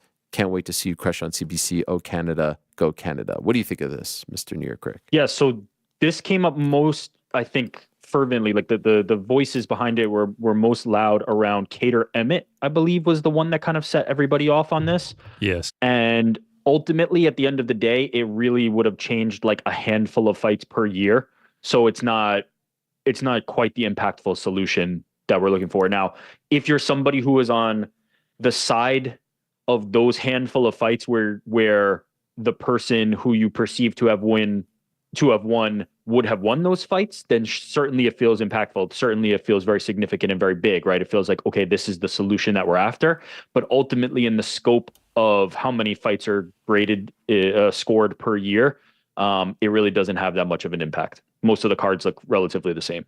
If we did it this way, Iron Turtle would have come out victorious. I really feel like I've been on the it really affects bettors the most because and obviously the fighters, but like I feel like I've been on the wrong end of that like 6 times in the last year and a half. And to be honest, those are like the 6 times it's happened. Right, it kind of. I feel like I've just always been on the wrong end on it. Yeah, it doesn't happen. It doesn't happen that frequently where that system will change the outcome of the fight. It's pretty infrequent. If people prefer it, I'm all with it because I don't think it takes anything away, but I also don't think it's going to solve the issues which are much more ingrained in judging itself. Persian Apothecary. I always feel like I'm mispronouncing that. You nailed it. Did I nail it? Yeah. All right. Here we go. Here's Persian. Sorry. Howdy, Ariel. I'm currently on a family vacation in Miami, and I ran into your old friend, Platinum Mike Perry. What a great guy. He was carrying his son on his shoulder, and his other hand was holding shopping bags. I asked for a photo, and I could tell it was an inconvenience, so I apologized. But what a mensch. He called me over and put his son down on a swing. I was nervous, but he was such a great guy. Are there any people out there that would make the great Ariel Helwani nervous to meet? Love you and be well. You know, I have to say, last week when I was hanging with my good friend Action Bronson in the VIP room at Madison Square Garden, when I saw Latrell Sprewell, my heart started to beat a little bit. Latrell Sprewell is one of my favorite Knicks of all time, one of my favorite players of all time. When he joined the team in '99, I was a little bit heartbroken because it meant that the great John Starks was getting shipped to Golden State, but he captured our heart and soul. I got his jersey. I wore it all throughout that championship run, or at least finals run, in '99 as I was graduating from high school. I loved Spree. Patrick Ewing would be one, my favorite athlete of all time, and probably one that would make me supremely nervous, especially because I know he doesn't love to interact with people and is a bit of a germaphobe, and that would be Howard Stern. I've talked about my admiration for Howard Stern, and yeah, I would love to meet him. I would love to talk to him for 5 minutes. So he would certainly be at the top of the list of someone that would make me a little bit nervous. I'm sure that there are other people. I would love to meet Thurman Thomas. He was my favorite football player. Bruce Smith, Jim Kelly. Bret Hart made me very nervous, extremely nervous when we met him in Calgary at UFC 149. And I feel like it's been so long that I'd probably be nervous again if I ever cross paths with him. So those are some people that come to mind. I think we all have those people, and that's good. That's normal. That is healthy. Matt, hello from beautiful British Columbia, Ariel. First time, long time. You mentioned on the pod recently that you have your own reasons that you don't attend the UFC live events, but said you didn't have time to go into it. You said that you'd explain it all sometime in the future. Well, welcome to the future. Thanks to you and the fellas for all the great content and helping to make my desk job a bit more bearable. This is not the future, Matt, but I do appreciate the question. I don't know if I said I didn't have time or that I didn't want to, and that would be the case. I will just say I love, I did an interview on Friday, and I do interviews from time to time, and then I take a long break, and I don't do them for a while. And I did an interview with a guy who's a very nice guy, but one thing definitely annoyed me was that, he got the facts wrong, and he had this sort of, I don't want to say revisionist history, but it does feel like revisionist history. He just got the timeline incorrect. And so I think what has happened, because I haven't been to a UFC event since March of 2020, and I can't believe it's been almost 4 years, I think people, also because the 2016 UFC 199 48-hour ban incident is so notorious and remembered, and it seems like I can never do an interview without talking about it, and I don't want to talk about it, but it always gets brought up. I did Pablo Torre's great show, and I appreciate all the great feedback, and we talked about it again there. I think some people think that I've just been banned since then, but again, I will remind you that lasted 48 hours. I was back at UFC 200. I didn't miss a single event, and then 2 years later, I went to ESPN, and I went to every event, every pay-per-view, while I was working at ESPN, and then other shows as well, fight nights. And then March of 2020 hit, and then no one traveled. And then my first event back was supposed to be the Nate Diaz-Leon Edwards card. And then the next month was Conor versus Poirier 3. And Leon versus Nate was, I think, 2 days or 3 days before I was leaving, and we just kind of decided that it would be too much of a distraction, and so I didn't go to that one. And then when I left, as I said on the show, I made a promise to myself about attending events, and I've stayed true to it, and it's my decision. Now, I don't know how they feel about me. If someone asked them the question and they were honest, they would tell you that I have not applied for a credential since that Izzy Romero card in March of 2020, even when they're in Newark, even when they're in New York or, MSG or Barclays Center, Brooklyn. They may have their own thoughts. but I've never been told that I am quote unquote banned or uninvited or anything of that nature. And it's just my decision. And I'm comfortable with it. And one day I will explain why I feel that way, but today is not that day. I don't feel like anyone loses out in terms of the coverage. I get to do the show. I get to talk to the athletes, and you get the coverage from the events, and it's all well and good. And I'm just a little more selective as to where I go and what I do. And who knows, maybe one day that will change. But for now, I feel good with that decision. And for now, I'll keep it to myself. But I promise I'll share one day. Matthew Gotta Get said, okay, I've tweeted this question and got nothing, so let's try it this way. What's the hierarchy in the control room? I like you, also love Howard Stern, and remember, he wasn't anyone's boss per se. So if imagine it's the same for you over there. Who's the Baba Booey in the back? Is GC the executive producer? Is Frank maybe Crypto Joe? Is it El Boss? Man, it would really go a long way for me in my personal day knowing GC was Frank's boss or vice versa. Thanks. Love you all. So I don't know. I mean, I'm not at the back there. Who is the king of the castle? How does the hierarchy work? There's not a hierarchy. No, the beautiful thing is there isn't really a hierarchy because there isn't an executive producer of the show, I would say. But everyone has their own role.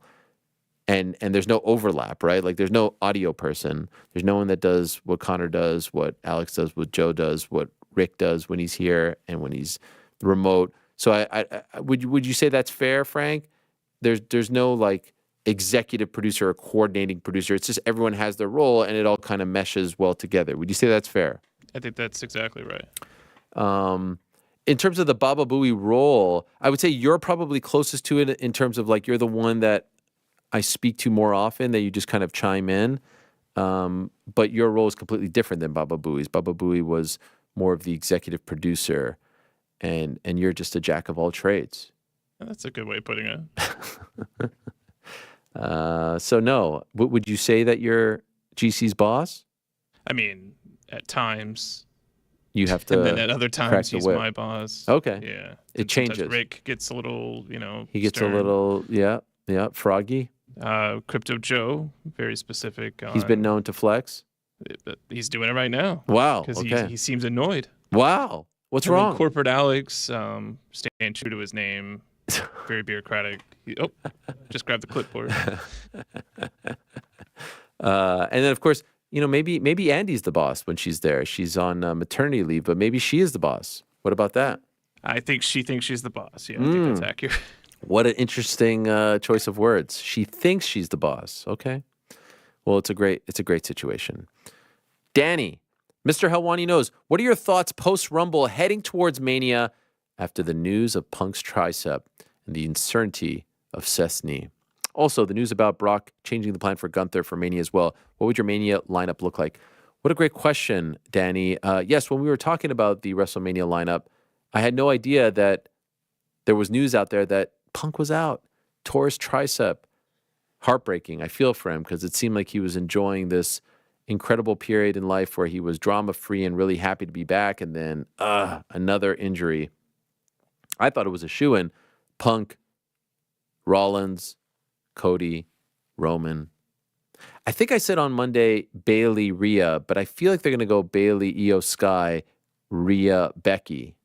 That's what I think. Becky's book is coming out in March. I just feel like that's going to be the case. Would love to see Bianca, Jade. And there are others. Now, I wonder if you do Gunther versus Seth now.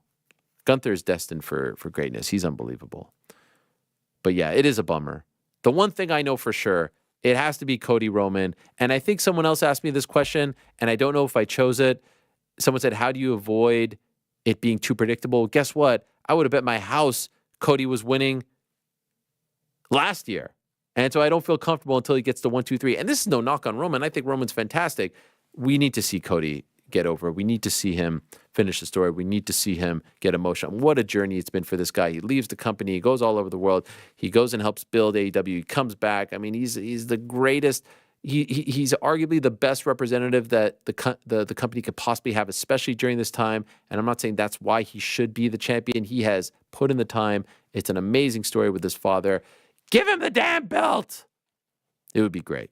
That's all I care about. Second night, the link, Cody, clean, 1, 2, 3 in the middle. And maybe The Rock helps out, and that sets up next year, Rock Roman. And I maintain he doesn't need a belt. Roman is so big now, he doesn't need the belt anymore. Rock Roman, year build, WrestleMania 41. Booked it. Give me the pencil.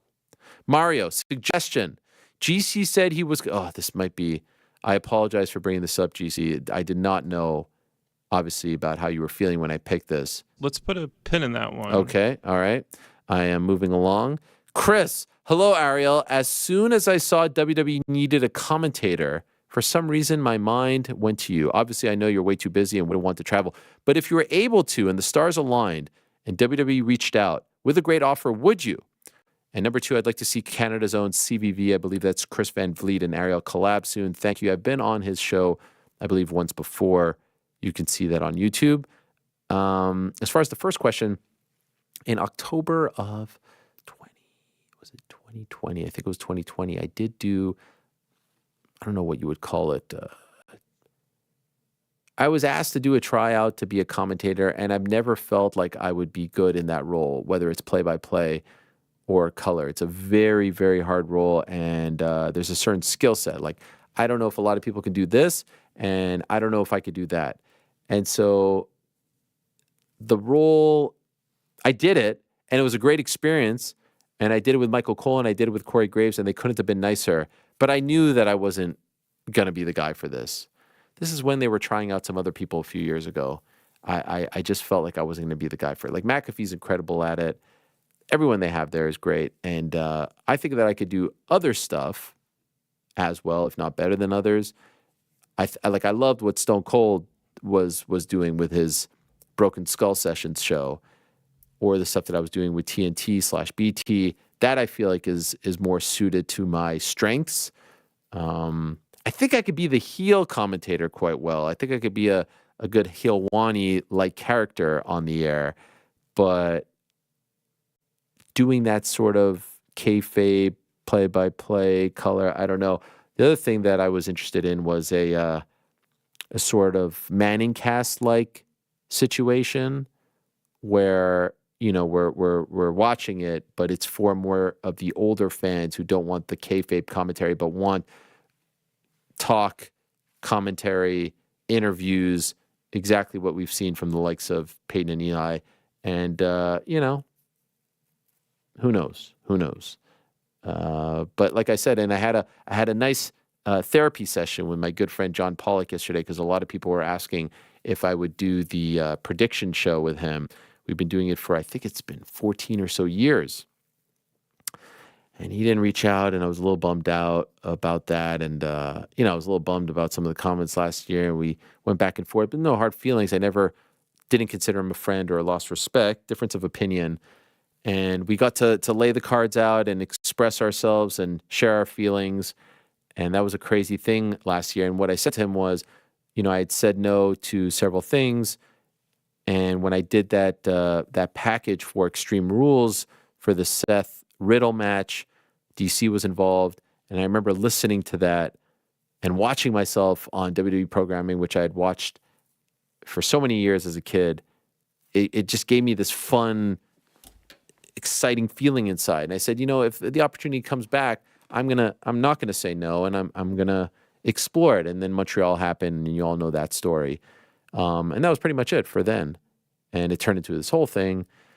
And I had to explain, I'm not a wrestling journalist. We don't have to relive all of that. But it was fun. And I will say one of the most of the past year, and maybe of, you know, the past few years, like one of the most fun weekends that I've ever had. Being there backstage, seeing how it works, seeing all the different pieces come together.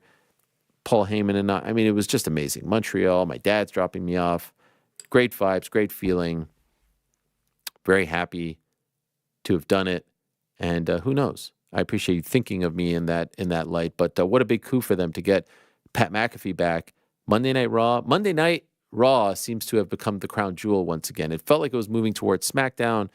Now it's back to Raw. And obviously this is all gearing up for the big debut on Netflix in January of 25. Dylan, hey, Ariel and crew, I appreciate your relationship with WWE/Nick Khan, but hopefully this gets read. Here we are. Given the news of Vince McMahon, I wanted to hear your thoughts on the potential business impact from the allegations. If the news came out a few days earlier, do you think they would have still announced the Netflix/Rock news? If Netflix wanted, could they cancel the deal? Additionally, with Vince being such an on-screen figurehead in many storylines, so much of the content library would be unwatchable if not erased. Essentially, Vince getting the Benoit treatment. It's basically Stone Cold's whole career. Would this be a factor when negotiating content library licenses, etc.? Weirdly, Vince screwed Vince. Cheers, Dylan. So I'll answer the second part first. I'm not quite sure. And, I do think we have to wait to see how it all plays out as far as that second part is concerned. As far as the first part is concerned, which is the more pressing matter, it's a great question. It's something that I thought. If this civil lawsuit would have come out 3 days prior, how does that affect Netflix? Now, we don't know when the Netflix deal was signed, and I do believe the bosses at Netflix have come out and said that they are comfortable with everything and they are happy to, move on given the response by TKO and given Vince's resignation. But yeah, what would have happened if this came out a week ago, 2 weeks ago, 2 months ago? We'll never know. And maybe that's something one day that the likes of Nick Khan and others can talk about. But timing of them coming out with it on Tuesday, again, I don't even know if that was, coincidental or on I don't know. I honestly don't know. I have not talked to anyone there since the Vince news came out. It came out Friday night. Rumble. I'm not digging, looking for extra information on that because again, it's not my beat.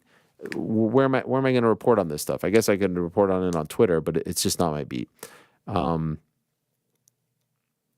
I would be lying if I didn't think of it. If I said I didn't think of it, like, wow, that one got out of the way. They got the deal done, and then this comes out.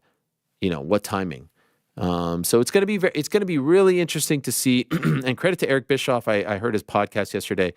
And he had some very strong words, and I agreed with everything he said. Evil stuff. Evil, vile, disgusting, uncomfortable, all of that. And say what you want. I'm very curious to see what the dominoes will be, if this affects other people in the company.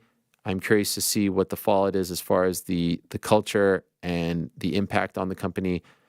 And, I feel for the other members of the McMahon family.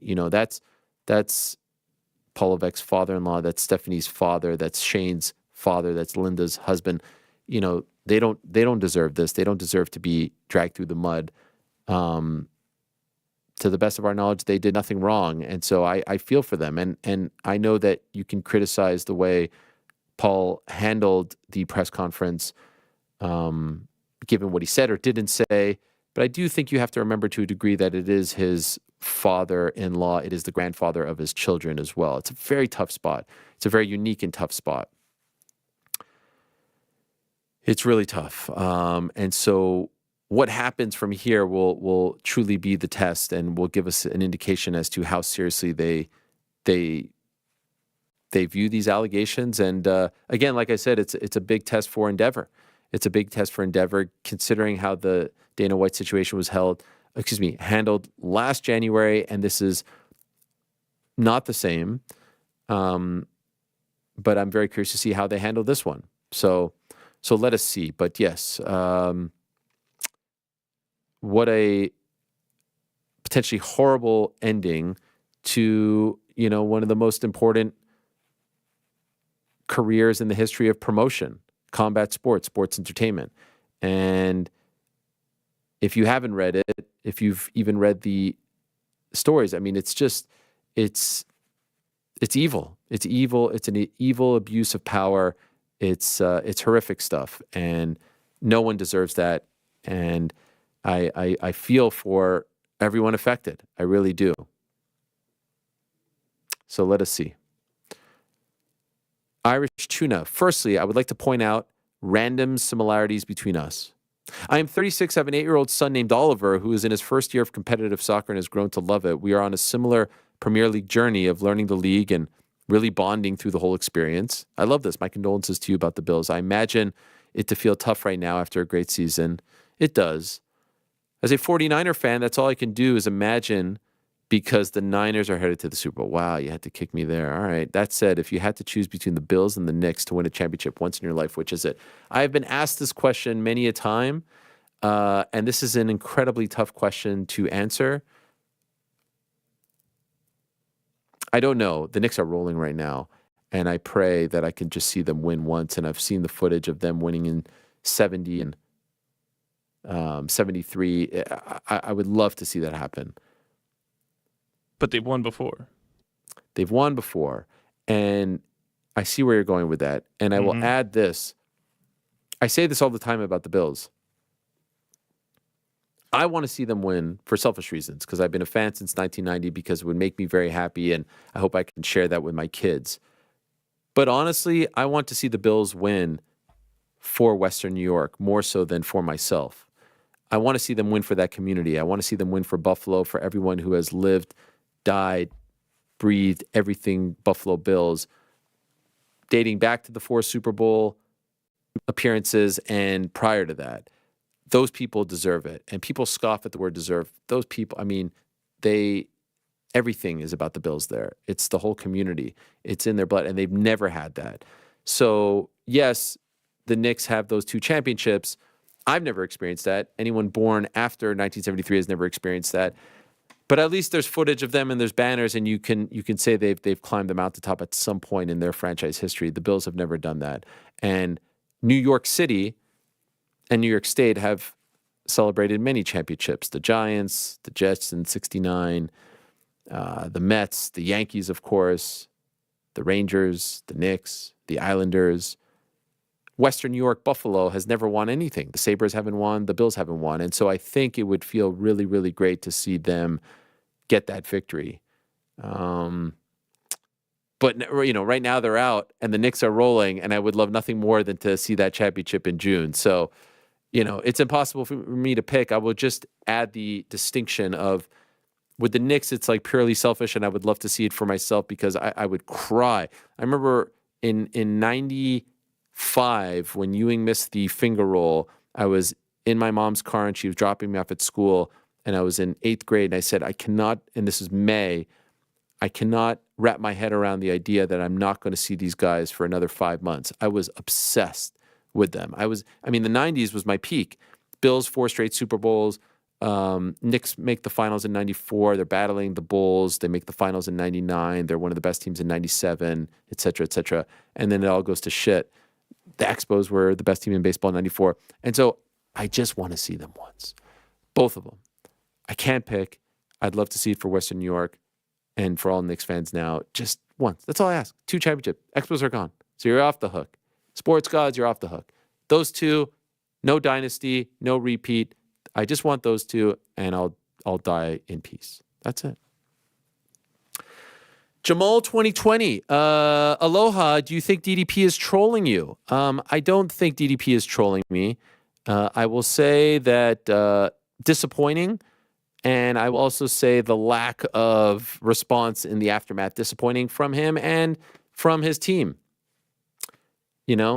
When I say I'm going to be somewhere, I try to be somewhere, and this has never happened before, and it's a little bit puzzling, and I'd be lying if I didn't say that my thoughts have gone to certain places, wondering if there was some sort of retaliation or troll. I thought we got past all of that, and so I'd like to think that's not the case. And like I said, we do have evidence of him logging in 12 hours earlier, 8:30 a.m. local time as opposed to p.m., which is when it was supposed to be, but I've not heard anything since, and that's a little bit weird.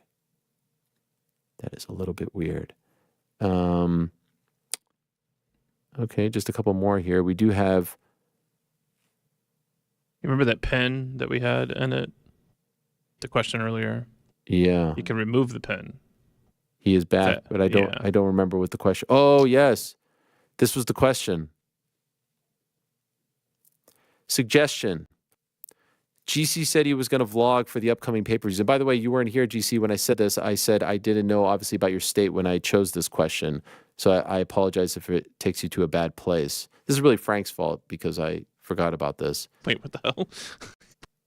Mario says for $2.99 in Miami, you have to redeem yourself from the vacation you went on sometime last year. I believe it was a steak with blue cheese. Thoughts from GC and the crew. He wants you to have a steak with Gorgonzola. Yeah. Encrusted. Is this a bad time to be talking about this? Probably. Yeah. There's a Smith & Walensky's here. I shouldn't have said the name. I mean, we could, do redemption. Not a great time for it. I feel like I'm still feeling residuals from it. Okay. And that's what's got me down. So current juncture, absolutely not. Still, it's too fresh. It hasn't even been a year. I like the idea, though. I like the idea. The idea still doesn't sound appetizing. No. Couldn't do that. No way. All right. Well, there you have it. We tried it. No Conor yet, right? Conor Benn? That's correct. Okay, so I can continue here. Let me just take a little. Please do.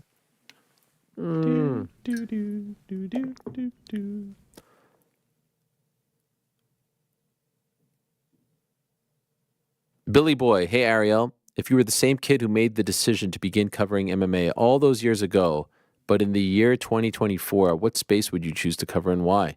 Much love from London to you and the crew. It's a tremendous question. I think I would go into combat sports. I still think combat sports is wide open. I think the UFC has never been more popular. I think boxing is supremely interesting right now. Like whatever you want, kickboxing, grappling. I mean, it's all right there, and it's not as saturated of a media market as, say, football, basketball, soccer, etc. So I still think I take the same path. Obviously, the sport is bigger, things have evolved, media has changed, but still think I take the same path. Very happy. Abay, hello Ariel. One of the many interesting takeaways from the Royal Rumble was the entrance of Jordan Grace. What a debut for her, sporting her TNA KO title or Knockouts title and hearing them name the promotion on the broadcast. Not quite co-promotion, but something I don't remember the previous regime doing. Is this a sign that the TKO group are willing to do things the company weren't willing to do under previous ownership? I don't know about TKO. I think it's the difference between Paul Levesque and Vince McMahon. That's what I think the difference is. He's the head of content. Ari Emanuel, these guys at Mark Shapiro, they're not running content. They're not deciding storylines. They're not writing things. He's the one doing that. And, they had Mickie James last year. This is huge. It's great for everyone. Great for TNA. Great for WWE. She's talking about Natalia going over there. Like, this is what we want in all combat sports. Secondly, just wondering if we found the mole that planted the mysterious number 70 in the lottery draw and denied New York Rick the victory he would have won by drawing number 6 Bailey. Wow. Much love, your boy Bay. Is that what happened? I don't remember. You know what? I didn't even think of it, but now I'm filing a formal complaint. That is crazy. I didn't even think of that as well. That's a great call on his part. In a matter of moments, we're going to be joined by Conor Benn, speaking of New York Rick. And what a story this is. And I appreciate the fact that the audience may not be as well versed on this story. And so I want to let you know that he is returning to action this Saturday on DAZN against Peter Dobson, 2 undefeated fighters. And they're fighting in Las Vegas at the Chelsea Ballroom, the Cosmopolitan Hotel.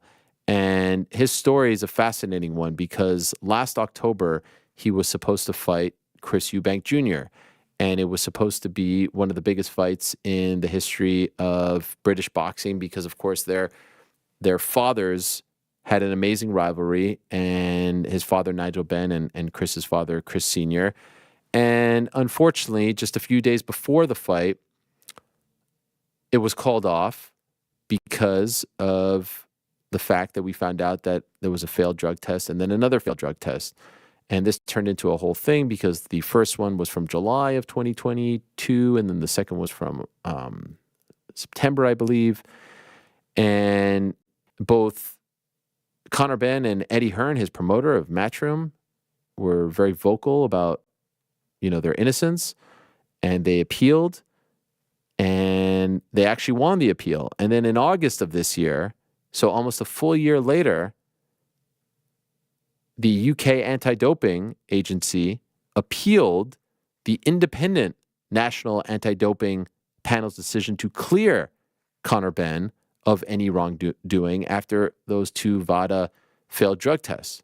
And so as a result of that appeal, where he was cleared of intentional doping by the WBC, who was in charge of that fight, which said that he had, quote, highly elevated consumption of eggs in his system, which was a reasonable explanation for the failed tests. We thought that he was going to be able to resume his career fighting in the UK, where he is a gigantic star, and we thought there was a chance that they would, give us the Chris Eubank Jr. fight. Unfortunately, it didn't come to fruition because of UKAD's appeal of the successful appeal. I hope that makes sense. And so because that is currently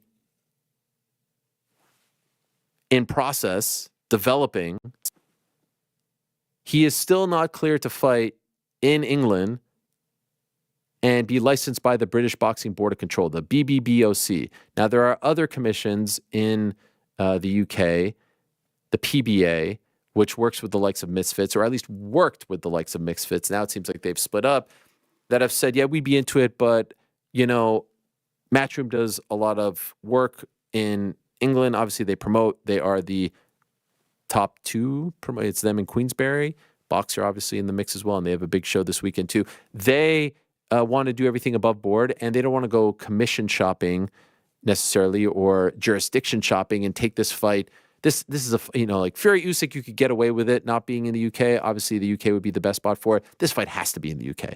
This fight can't be in Vegas. It can't be in Saudi Arabia. It has to be in the UK. It has to be. And so he's still not cleared because of this process, this appeal of the appeal. He's still not cleared. He was suspended by the ABC, the Association of Boxing Commissions. He was suspended. They have lifted his suspension, and he was able to fight late last year in Florida. He won that fight in September, and he was hoping that everything would be cleared by now to fight back home in the UK. And they were earmarking this weekend to have the Eubank fight at Tottenham Hotspur Stadium. It didn't work out. And so he's fighting in Las Vegas, which, there's a silver lining there for him, because he's fighting in Vegas for the first time, and he's going to be seen by a whole new audience. But it is crazy that, look, it's one thing you could say what you want about the Florida Commission or a Texas Commission. This is Nevada. This is arguably the biggest, if not the second biggest. I think California is number one. I would put Nevada number two. Interchangeable in many respects. If they're licensing you and if ABC isn't suspending you, how are you unable to fight in the United Kingdom? It makes no sense.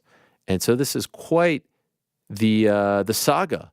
And like I say, I consume a lot of the UK sports media, and man, oh man, do they love this story. It goes on and on and on and on.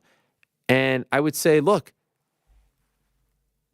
knowingly or unknowingly, if he did take a performance-enhancing drug and the positive test found trace amounts of the fertility drug clomiphene, if in fact he did take this knowingly, and even if he took it unknowingly,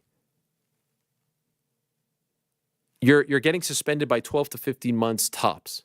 It has been 12 to 15 months. And so I see even the comments when we posted that he's coming on the show, they're like, this guy's a drug cheat. He shouldn't be fighting. He needs to pay, his debt.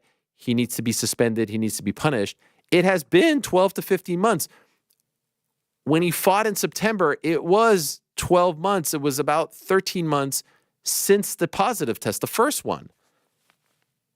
And so my question is, what more do they want from him? Do they want him to pay a fine? I'm pretty sure he would pay the fine. And you can also say just the lack of work is some kind of fine. But if there's a fine on top of that fine, I'm pretty sure he pays it. He didn't fight for over a year. He hasn't fought in Britain for now. The last time that fight took place, his last fight in Britain was April of 2022. It will be almost 2 years come April. That's the suspension. What more do you want? Do you want a suspension on top of the suspension? You want them to say, because even if someone gets suspended, you usually get suspended retroactively, time served. So I think that there's a lot of people who don't really understand how all this works, and it feels like there's almost like this witch hunt to take him down. And I don't know if it's because of the way he looks, the way he talks, the way he acts. I don't know if it's because of his father. I don't know if it's because of Eddie Hearn, but I find this all very fascinating. And we have seen our fair share of just kind of screwy commission drug test situations in mixed martial arts. I don't know if we've ever seen one quite like this, where a fighter's home country is saying, we don't want you to fight here. But then the top commissions in America, which tend to be the leaders when it comes to this stuff, are saying, yeah, no problem. You can fight here. You can fight here and we'll test you. And my understanding is he's been tested multiple times. I just don't know what they are waiting for and what they are looking for. I'm not trying to absolve and say that, he didn't know. Ultimately, we'll never know. He has multiple times pronounced his innocence. He has said he didn't know. He's talked about it. You have to take him at his word. But even if you don't believe him, you just have to look at the timeline, and there is time served. He didn't fight for over a year. That's the suspension. It's not going to be more. It's not going to be a lifetime ban for something like this. It won't be. And even Chris Eubank Jr. himself and his team themselves said that they were comfortable with going ahead with that fight in October of 2022. And so he returns to action this weekend fighting in Las Vegas. And it feels like he's like a bit of a combat nomad. Like one of the biggest stars in British boxing can't fight in the UK. And so I'm fascinated to talk to him about this. And it's kind of a blessing that we're a little bit late here, because I wanted to give the backstory here for the audience who may not be as well versed in his story. This is a truly fascinating story. And his return fight, which happened at the Caribe Royale in Orlando in September, was criticized a little bit because people felt like he wasn't as, he wasn't as explosive. He wasn't as entertaining. He didn't have that killer instinct like he's had in the past. He's had some big wins, a lot of stoppages against the likes of Chris Van Heerden and Chris Algieri and others. Those were his two previous fights. And so there's some criticism there. And so there's a lot on his shoulders here. There's a lot at stake to get back on track and to remind people who he is, and, just how good he is. He's just 27 years old. Yesterday, they had the face-off outside the world-famous Las Vegas sign. And again, Matchroom does this better than anyone. Say what you want. No one does the fight week, the pre-fight stuff better than them. Look at this face-off that they gave us outside of the world-famous. Stop shaking. Look, you're fucking shaking. Stop shaking, you fucking pussy. I'm shaking because I want to fight. Oh, shut up. You're shaking because you're scared, man. I want to fight. Can someone zoom in on those fucking pathetic shoes? I'm trying really hard not to laugh here. If I do what I wanted to do right now, I'd fucking be arrested and there'd be no fight. So if I was you, I'd calm yourself down. Scared man is a dangerous man, you heard? Oh, you admit you're scared? I ain't scared. You just said a scared man. I ain't scared. Your lips twitching. Like this, like that. I'm nervous from you. But your lips twitching, bro. I love that stuff. I'm a sucker for that stuff. That is very fun. And what's cool about this is clearly DAZN and Matchroom recognize that this is a big fight. He is a big personality. Maybe not the fight itself, because Dobson is relatively unknown, but he is a big personality in the UK.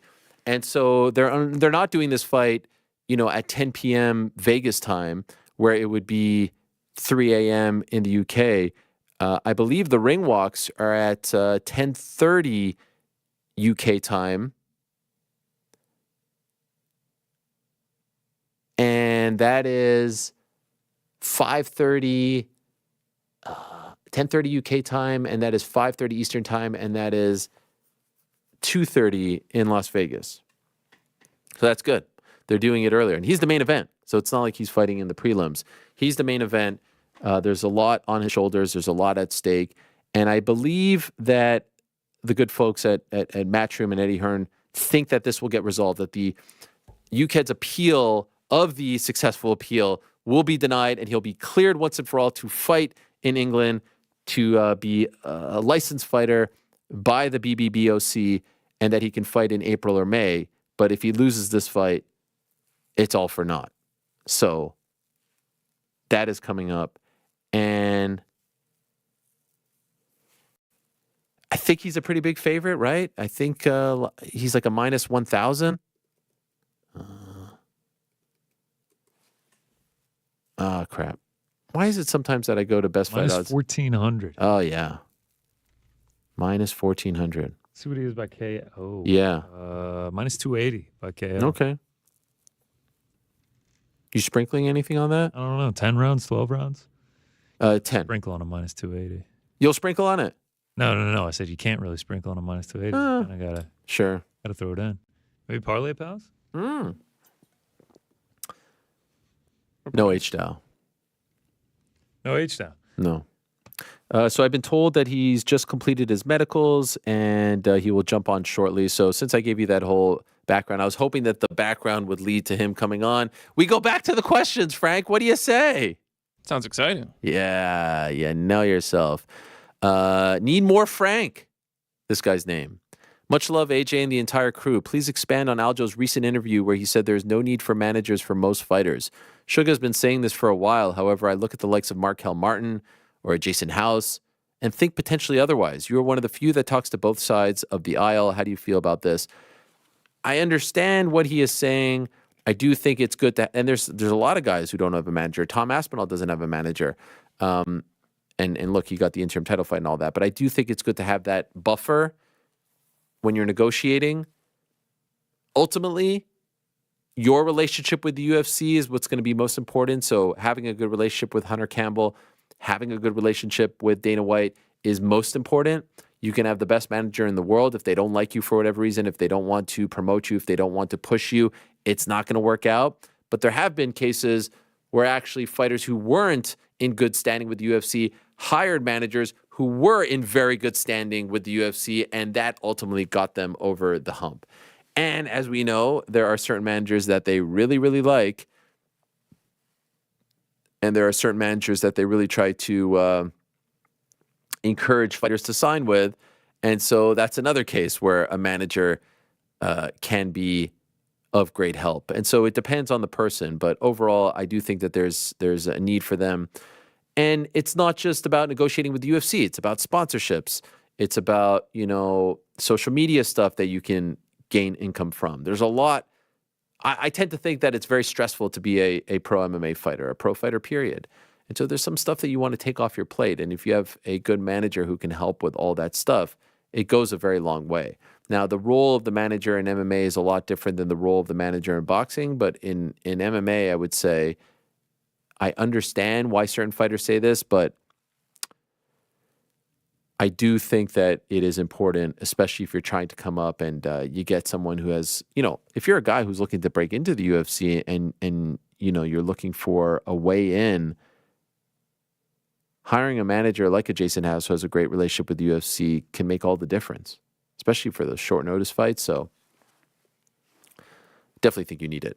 Okay, guys, howdy bros and brodettes. This is from OC. My question is simple. If you were going to a small potluck dinner with friends, what dish would you make and bring? What dish would you hope someone else brings? Please, everyone, I need ideas. Dishes must be homemade and unfortunately cannot contain beef. Also, isn't it a little gross eating someone else's home-cooked food? Like, you don't know how clean these people are. Anyway, much love from Dallas. Thanks for the great shows. Shout out to the chat. Potluck isn't really for me, if I'm being honest. I feel like Frank's a big potluck guy. What do you mean you've noticed? Just noticed. Are you a big potluck guy? I like to bring the napkins and the utensils. That's a great spot. That's a great spot. People are always going to forget them. I don't mind that spot. That's a great role. Are you a big potluck guy, GC? No. Oh. No. But I'd be happy to go to one. Used to do a Super Bowl potluck. That was fun. Really? Yeah. What'd you bring? Buffalo cheese dip or whatever it is? I can really whip up some pigs in a blanket. This guy said no beef. That's pork. Shout out. Sure. But yeah, I mean, pigs in a blanket. Talking real deal, Costco frozen, pop them on an oven tray. By the way, you can have pigs in a blanket, and that's like a beef hot dog. Yeah. He said no beef, this guy. Oh. I thought you said it's pork. No pork. Yeah. Yeah, okay. I think technically it's pork. Yeah. By the way, you can do impossible. Not an impossible guy. You're not an impossible guy? Yeah, I'm going or go home. Turkey dog? turkey dog, yeah. I mean, if the ingredients is turkey, yeah. Yeah, of course. What do you mean? It's turkey I dog. mean, yeah, the Impossible Burger. I mean, there's like 8 million ingredients. Sure. You know, it starts try to get the whole foods here. You know, I mean, yeah, I used to have to work on Super Bowl Sunday at ESPN, and we would do a department-wide potluck, and I'd always bring the pig in the blanket. Transfer 100 piping hot pigs in a blanket. You're doing game night on Super Bowl Sunday. So you need a bunch of screeners on Super Bowl Sunday. I mean, I'm not gonna lie, it was a degenerate affair. I mean, everyone's at work. You know, everyone's got a million Super Bowl bets in. It gets wild. It was actually pretty fun. I can't lie. Wow. One of my greatest moments ever was when Kyle Juszczyk scored a touchdown 4 years ago in the Chiefs-Niners Super Bowl. Oh. Everyone was on it. It was like plus 800. I mean, people were running through the hallways. Tears were streaming down their face. We actually hung up the picture of Kyle Juszczyk scoring, fullback for the 49ers. Wow. Yeah, it's a day that'll live forever. I actually think I've told that story on this very podcast. Okay. Because it was like one of my greatest gambling moments ever. All right. Well, maybe we'll do it again for pigs in a Chiefs blanket. That's my Niners answer. too. That's in a couple weeks' time in Las Vegas. And yes, speaking of Las Vegas, we go to Las Vegas now, where the man that I was just talking about for the last few minutes is going to make his Las Vegas debut this Saturday. A highly anticipated fight for one of the best boxers in the world. What a journey, what a saga it has been over the last 15 or so months. Hopefully this is the beginning of the end of all of that, and I'm very much looking forward to his return on Saturday. Dare I say he is the bad boy of British boxing, and I wonder how he feels about that moniker. He is the one and only Conor Benn. There he is. Hello, Conor. How are you? Yes, I'm good. How are you? I'm doing really well. It's great to have you on the show for the first time. I really appreciate it. Do you not like that title, the bad boy of British boxing? Is that insulting? I mean, no, I'll take it. I'll take it. Yeah, I don't mind it. Well, you know, I saw this video of you with your wife who's expecting, and congratulations on that, and good luck to you guys and your little boy. And you seem nothing like a bad boy. You seem like a kind-hearted, soft-spoken, loving family man. You seem nothing like a bad boy, and so that's why I wondered if you didn't like that label. You know what? I mean, I don't make you wrong. You are right in saying that. You know, I'm a family man. I have a beautiful family. But I'm a bad boy in that ring. Okay. You know, so yeah, I'm not how I may come across maybe post-fight interviews or fight week, because I'm always animated, on edge, ready to go. Whereas in reality, you know, it's nothing like that. Oh, and there's the aforementioned son right there, right? Right behind you. I was just talking about. Hello. I didn't realize you guys were in the car. Yes. Yeah, that's my wife, and my son's just got out now. Okay, lovely. Well, this is a huge deal, an opportunity for you to fight in Las Vegas, a place where your father once fought. But there's a part of me that wonders how you feel about all of this, because let's be honest, Conor, you should be fighting in the UK. You are a massive star in the UK, and it seems as though there is something going on which is precluding you from fighting there. And I want to ask you specifically about that. And so how do you balance the two feelings here? Vegas, fight capital, Sin City, but in a way it feels like you have been somewhat ostracized from your home country. Yeah, do you know what? It's been very challenging. I think it's probably been the hardest fight to date that I've had to deal with. You know, it's been very well documented. It's public knowledge, the fight that I've been fighting for the past 18 months. For me, home is home. But at the end of the day, the right door's open and the wrong door's closed. It ain't the greatest circumstances of the way I am fighting over here, but it's a dream for every fighter to fight in Vegas, let alone headline in Vegas. So, you know, it's a dream for me. I count my blessings. I don't look at the negative. You know, the case should be concluded this month, and you know, my little American tour will be over, I think. You know, unless the world title becomes available over here. And so how do you feel about your home country, Conor? Because, look, like I said, it's one thing to fight in Florida, and sometimes they're criticized as a commission. You're fighting in Nevada. That's one of the most respected commissions in the world. You are free, and I spoke to a lot of people yesterday about this. There is no commission, there's no state in the United States, in North America, that would not license you. The best of the best, from California to Nevada to everywhere in between. And yet your home country is trying to stop you from fighting. I don't know how someone who is so proud to be a Brit deals with that. How do you feel about this? you know what? It's not really spoken about, and it's been something really hard for me to try and understand or accept, because it's become now really personal. So it isn't a matter of evidence, it isn't a matter of innocence, it isn't a matter of being cleared, you know, by the WBC or winning the initial hearing. You know, they're appealing now. So it's been so challenging, man, because it's like I do this for my country. I do this for you guys. I represent the country. You know, so for me, it was like my own people, my own organization. There was a lot of resentment. There was a lot of bitterness, you know, inside me as to, all right, well, then I'll go where I'm accepted. If you don't want me back home, then no problem, you know, but then it's just one organization that are doing that, you know, not necessarily the people, and the people want me back. The people want me home. And, you know, I feel like I owe the British public a mega fight. And yeah, I haven't handled it the best. Don't get me wrong. I haven't been the greatest with this. You know, I've made mistakes there. I probably wish I could change or rectify, but I am where I am now. And, you know, I can't look back. I can only look forward. And, you know, my team have done an amazing job in keeping me active and getting out, you know, headlining in Vegas, fighting in Orlando. So it's been challenging, man, but it's just one of them things. You know, you play the cards you're dealt. It's the card I've been dealt, and we just keep it moving, man. Could I ask, what do you wish you could have done differently?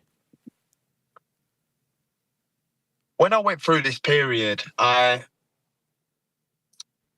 was very vocal about my situation. I was very,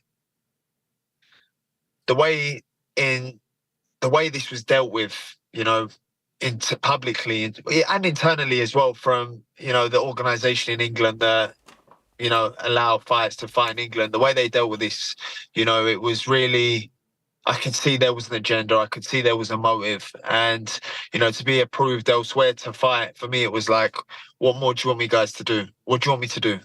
You know, and I was, you know, middle finger to everyone, you know, F everybody. If you don't believe me, if you don't want to give me the benefit of the doubt, all right, well, fuck all of you then. No problem. No problem. You know, I'll stand on what I believe in. I'll stand on the truth. I know the truth. So I've become really, I fought back, you know, instead of taking a step back and looking at, you know, how it may come across or how it has been seemed or how it has been, you know, the narratives being pushed by the press, the tabloids. I wish I had just not been a fighter in that moment and actually just stayed quiet. You know, but when your character's being targeted and your name's being tarnished and, you know, people aren't giving you the benefit of the doubt, I don't know how people expected me to sit there quietly. Once you won the appeal, I thought this was over and done with. Once they tried to appeal the appeal, the only thought that came across my mind was, this has to be personal. There has to be more to this, because why don't they just let this go? You have already served the time. Even if you did get suspended, you would have been out for 12 to 15 months, and that time has elapsed. What more do they want? Do you think this is personal? Well, they've reached out to all the commissions around the world saying, don't give Conor Benn a license. They've emailed my trainer numerous times saying, Conor can't spar anyone in the gym because I don't have a license. They've threatened Eubank if he fights me that he'll lose his license. Anyone involved in a Conor Benn fight can lose their license. We've got an email that they don't recognize VADA for other fighters. We have it in email, but for me they do, even though I was cleared by VADA. So it's like, okay, so you don't recognize VADA for any other athlete. We've got it in email, black and white.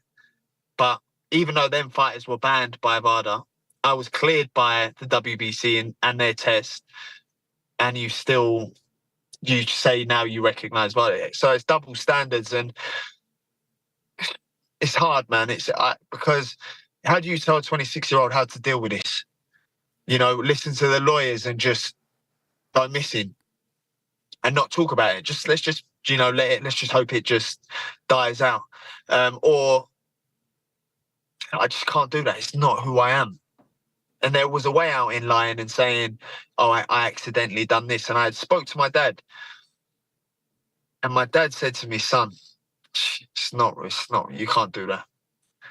You can't do that. And for me, although it was the hardest decision, so I get well emotional speaking about it, because it takes me back to that time. And I'm proud of me for just saying I haven't done it. I haven't done it. Like, that's it, period. Like, there is no two ways about it. And you think it would have saved me hundreds of thousands. I've spent hundreds of thousands on this, hundreds and pounds, improving my innocence, not knowing whether the science was going to show that or not. But what I did know is I hadn't done it, so the science can't lie. If they can solve murder cases from 20 years ago, they can tell if there's any abnormalities in my body over 6 months. They can tell. And I just had to trust that and I'm willing to spend every last penny I have on this. Every penny I've ever earned, because you know what? The only thing that still stands is my name. But when everything else is gone, that's all that's left.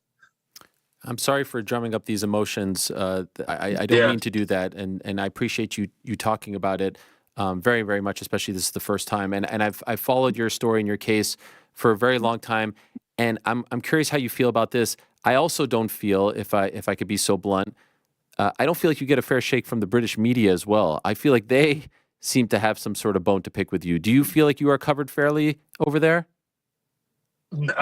They crucified me, man. Why? They're just notorious for it. It was like, give me the benefit of the doubt. Just give me the benefit of the doubt, please. Like, I'm a lot of things. Like, I'm not perfect. I'm not a saint. I've made so many mistakes. I'm not a role model. I've made so many mistakes. And do you know what? If I made the mistake, do you know what I got? I'm sorry. I'm sorry. Like, I ain't perfect. Like, I raised my hands.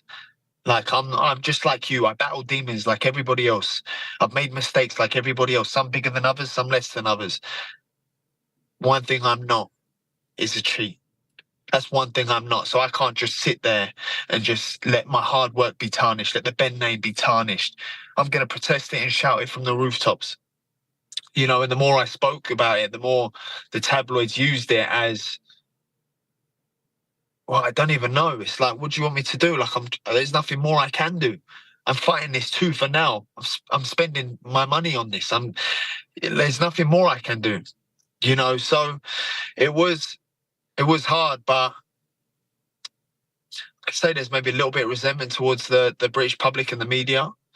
But then when you begin to accept, bad news sells, gossip sells, people want to see me fall. This is their shot. This is your shot. Take it. You've been waiting for this. An excuse for my rise, an excuse for my hard work, an excuse for my dedication.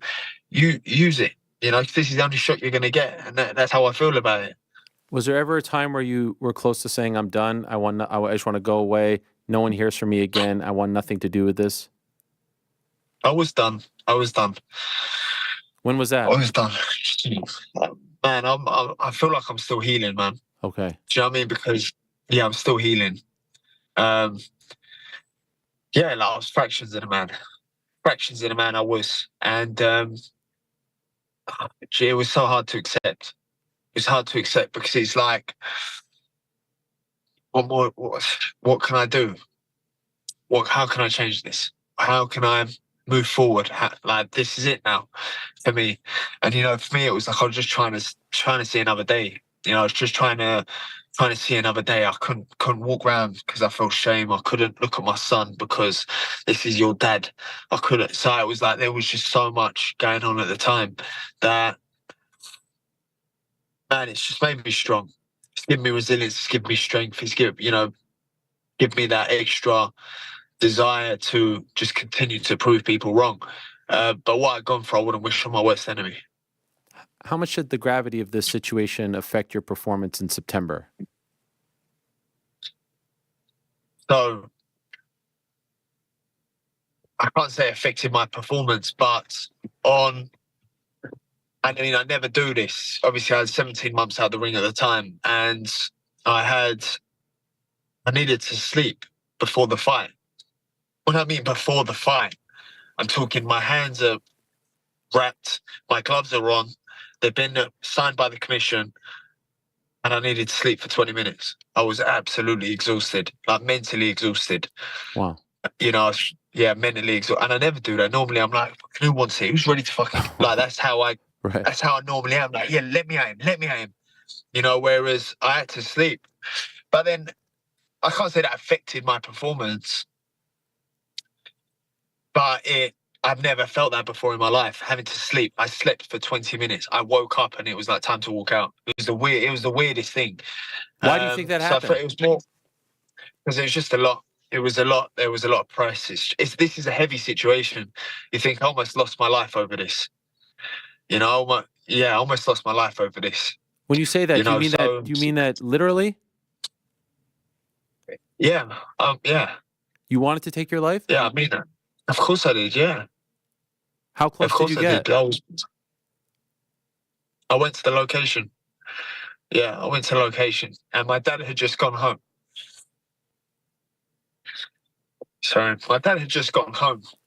So my dad had just gone home, and I was left with obviously my wife and my son, and my dad was with me throughout this whole thing. So I reckon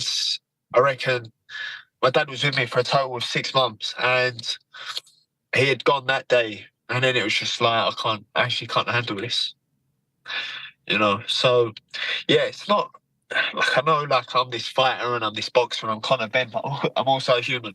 Yes. No, I'm also a human. So for me, it was it come really close.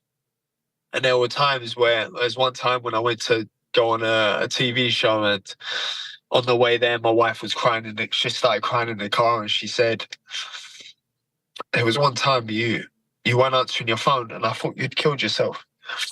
So it just goes to show how bad I was at the time. I didn't realize how bad I was, but I was struggling. You can't prepare for this. You can't tell anyone how to deal with this. I've never felt shame like it in my life, even though I'd never done it. I couldn't walk in the gym. I couldn't go anywhere. You know, but I've overcome that now. Obviously, you know, we're now looking at the bright side. You know, I've got a daughter on the way. I've come through it, but I really have been through hell and back. Did you feel when you got that win? Maybe it wasn't one for the highlight reel. Maybe one of your, you know, maybe not one of your favorite performances, but just getting in there, getting to breathe again, getting to fight, getting to do what you love, and you know, your whole life you grew up in this sport. Did you feel like you got your life back in Orlando back in September? I don't feel like I had my life back until this case is over. Okay. You know, that's genuinely how I feel. Like, as long as this is hanging over my head, and I know they're trying to ban me for 4 years, is how can you move forward? You know, so it's like when I won the first hearing, I just found out I was having a daughter straight after I'd won the hearing. So I thought, wow, perfect timing. And then I found out they were appealing. And then it's like, it's like this chapter in my book needs closing. Yeah. Enables for me to feel like I'm able to move on, you know. So the case will be concluded by the end of February, and me and the whole team are extremely confident in being successful. But I don't just want to just move on from this and leave it. I don't just want to leave this where it is, because I've spent hundreds of thousands on this, and if this can happen to me, this can happen to anyone, you know. So for me, if I can change the standard of testing for this substance, or what about the fighters out there that don't have the resources? What about they just got to take a 2 or 4 year ban? It's not right for the athlete. It's not right, because I know I'm innocent. What about the innocent people out there? If you're guilty, ban them for life. If you're guilty, ban them for life. No, but there's no room for this in combat sport. You know, my dad's put someone in a coma. You know, Chris Eubank's put someone in a coma. There's fighters falling into comas all the time. But if you want to talk about me firsthand, I know the damages caused my dad. You know, putting Gerald McClellan in a coma. I know the damages caused. So for people to think that I could do that, I'm not that guy. And that's what's so painful. I've seen it firsthand. My dad still struggles with it to this day. You know, so what about them fighters who are innocent, though? It should be more of a duty of care to the athlete. You know, the innocent athlete. If you're proven innocent, that's it, done, finished. Don't have to go through all the trauma, all the bad press, public enemy #1. That's my opinion. Anyway. So I can use my evidence to change the way things are done. Then I'll be a happy man. So when you get some kind of resolution to all of this, and for your sake, hopefully it's a positive one. What do you mean when you say you're not going to Are you then going to try to get the money back that you invested in all? How do you not let this go? Not let this go by letting there be a new standard of testing for clomiphene. Okay. That's use my evidence to change the way things currently are. How can they just go, yeah? How can they just go, yeah, you've tested positive and that's it? Like, you've got to take a 2-year ban. Okay. If it's an egg and it looks like an egg and you eat it and it tastes like an egg, it's an egg. How am I supposed to know? How is, or food, whichever food it come by, how am I supposed to know? So I think that it needs to be more care for the athlete who may not have the resources, the financial backing, big promotional companies to investigate and look further into how. And so do you know exactly when that day is, when you're supposed to hear? No, it will be by the end of Feb. Okay. There is no specific date, but it will be done by the end of Feb. And if all goes well, you could, by March 1st, if it's by the end of Feb, you could be free to fight in the UK. Licensed fighter, and you can, right. What is the dream scenario for you? Obviously, all goes well on Saturday. Is the dream to reignite the Eubank fight, or do you want to move on with your life? We can do that fight whenever. We can, in the ring, out the ring, we can do it whenever. Like that, I mean, yeah, like it's personal now. Why is it personal? And he made it personal. How do you make it personal? Because he's a liar. He's a liar. He's the first person I called and told when this had happened. The only thing he was concerned about is the fight still happening. That's the only thing he said to me. And then he claims that I never told him about the test. But then not only that, he then blackmailed me for £1 million for the fight to go ahead. That's why the fight didn't go ahead. What do you mean? So I told him he blackmailed me for £1 million. How do you do that? Well, when it all come out public knowledge, he said, I want £1 million, otherwise the fight's off. And I said, all right, shove it up your ass. I ain't giving you no £1 million. And then that was why the fight didn't go ahead. Did they try to make it, Eddie tried to make it for February 3rd for this weekend in Tottenham. Did it not happen because of this pending appeal, or could you have gone with a different commission? Could have gone with a different commission. And I don't think I think I will box the rest of my career. Even though I've been cleared, I will still box the rest of my career under a different commission. The PBA? Because my commission, potentially PBA. Well, listen, I pay their wages. I pay the board's wages. For what? Because where's the duty of care for me? So I'm not going to then go and resume the rest of my career and make them money when they've done this to me. So it's just the way of the world. Everything always comes back around, and how you treat people is how you will be treated. So I will probably likely resume the rest of my career under a different commission. How do you think you'll be received whenever that fight, that homecoming fight is? How do you think you'll be received by the British public? I mean, I only get shown love back home. So social media really is the minority. Okay, so when you're walking around, when you're doing your daily life stuff, you're only shown love? Well, every day. Like, it's social media is only I've never had anyone say anything to my face, ever. Speaking of which, I was at Katie Taylor, Chantel Cameron 1 in Ireland back in May, and I believe you were there as well. And I believe there was a thing between you and Kell Brook at the 3 Arena. Is that something that you're looking to resolve? Could that be the next one? Do you know what, Ariel? I'll fight anyone, man. Okay. You don't have a hit list. You don't have a ranking order. I would probably go, if you're talking career development and progress, I'd probably go Barrios for the WBC interim, then I'd probably go Haney, and then I'd probably go Jaron Ennis. Oh, wow. Now, if you're talking mega fights, you're talking Eubank, you're talking Smith, you're talking no problem.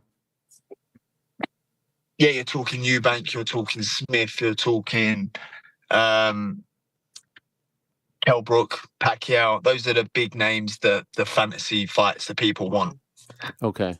I won't keep you much longer because I know it's a stressful time there. But I just want to ask. I saw the great stare down that you guys had in front of the Las Vegas sign yesterday, and I thought you were in fine form. And there was one telling part where you called him a scared fighter, where you called Dobson a scared fighter, and he said a scared fighter is a dangerous fighter. And then you said, well, you just admitted that you were scared. I thought that was a great exchange. What did you feel from him during that exchange? He's so scared. Like, I don't normally look into things like that, but I don't normally care, really, to be honest, because either way, it's not going to change the outcome, whether they're scared or not scared. That's how I view it. But when you're talking like that, what happened was we had the initial face-off behind the cameras, just pictures. He didn't say one word. He didn't say one word in the hotel. But then on our way to the Las Vegas sign, someone sent him a message because the person said, I'm going to send him a message to beef it up. Then he started talking. I'm like, you're such a pussy. Like, that's just pussy behavior. How'd you know? But I don't care. How'd you know he got the message? Because I was with the person okay. who said he was going to send a message. So I'm like, mate, that is proper. Like that's just and everyone knows as well. Like, you can't do that. Okay. Is your dad? Yeah. So I see him and then I was like, yeah. It's not going past. I reckon I'm gonna get him out there in 1 round. 1 round, you think? I think so, yeah. Wow, that would be incredible. Is your dad going to be there? I'm not sure about this one. Okay. As it's a 17-hour flight over the season. My sister's getting married in 2 weeks, so he needs to help sort that out. All right. Well, I wish you nothing but the best, my friend, really. And thank you for coming on during this time. And thank you for opening up. And I hope it's only good stuff for you and your family and your wife and the upcoming birth, all that. Wish you nothing but the best. Good luck this Saturday. We'll be watching. And I can't wait to see you get that homecoming back home later on this year as well, the one that you deserve. Thank you. I really appreciate it, Ariel. All right. Great to have you on. There he is, Conor the Destroyer, Conor Benn. That is incredible stuff from Conor Benn. What is it about these boxers who are giving us such great interviews these days? You see what I'm talking about? Wow. That is some heavy duty stuff right there. I gave you a little bit of the journey over the last 15 or so months. I don't know if he has said all of that before, but look, like I said, knowingly or unknowingly, it's very rare for someone on their first offense to get more than 2 years. He said 4 years. Typically, from the conversations that I've had about this, because I knew he was going to come on, so I wanted to educate myself as much as possible. Typically, it's 12 to 15 from the top commissions. That time has been served. What else do they want? What else do they want from the guy?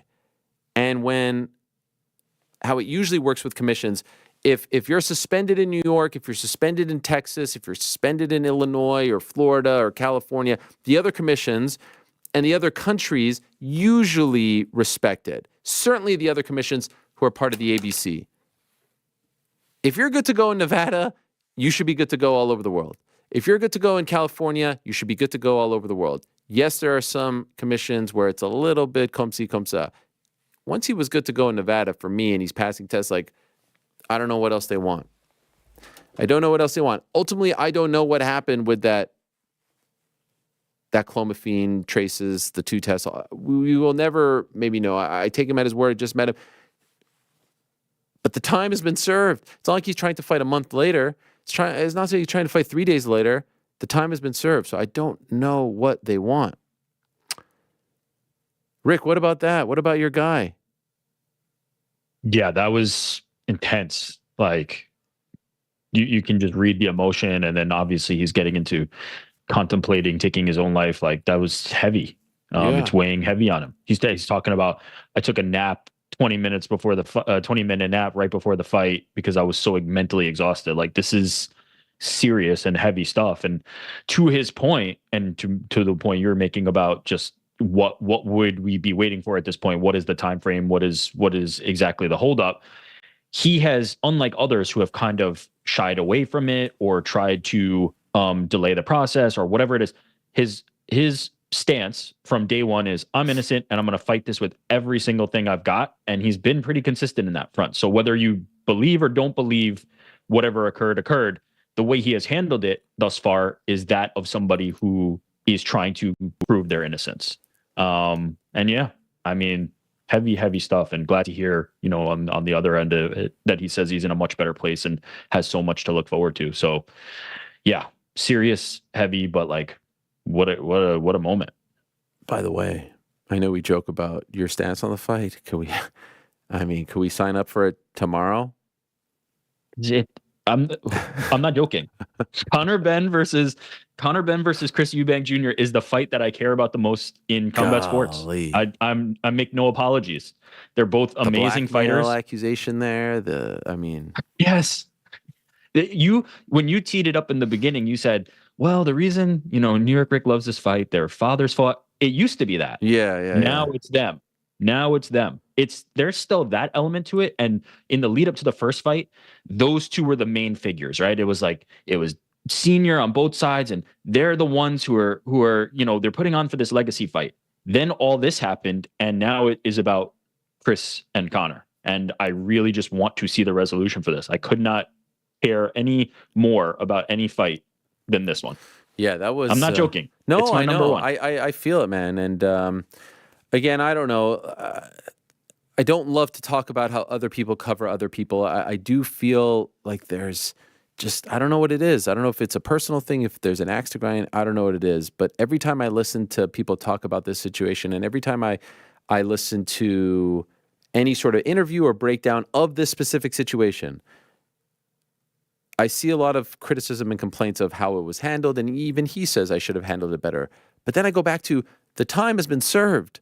The time has been served. And even if they try to slap him with a fine, but the time has been served. Let the guy move on with his life. It's not like he did anything worse than any other person who tested positive, and the typical time is usually the time that I laid out, and it has been served. So what more do you want? Fascinating stuff. I'll be watching. And I hope you will be as well. And like I said, it's happening in the afternoon here in America so that it can cater to the UK audience. It's a big weekend for UK boxing. There's also a big one over on Sky Sports and Peacock. So buckle up. Not just that, but also the return of the UFC at the Apex. And what about our guy who, oh boy, Charles Johnson did that interview yesterday. Talking about the Apex. Did you guys see that? Saying that, I forget. Apologies. Do you guys know the name of the young man? I didn't see this. Oh, yeah. It's a great clip. He did an interview. Let me get this real quick right here. With Jamie Theo MMA, talking about how he's so tired of fighting at the Apex. And in particular... Forget about the crowd. Can't get a ticket for his wife. Can't get a ticket for his wife. Come on. One ticket? One? You can't get one ticket for your wife. That's cruel. That is cruel, if you ask me. Going to talk about that card in a moment.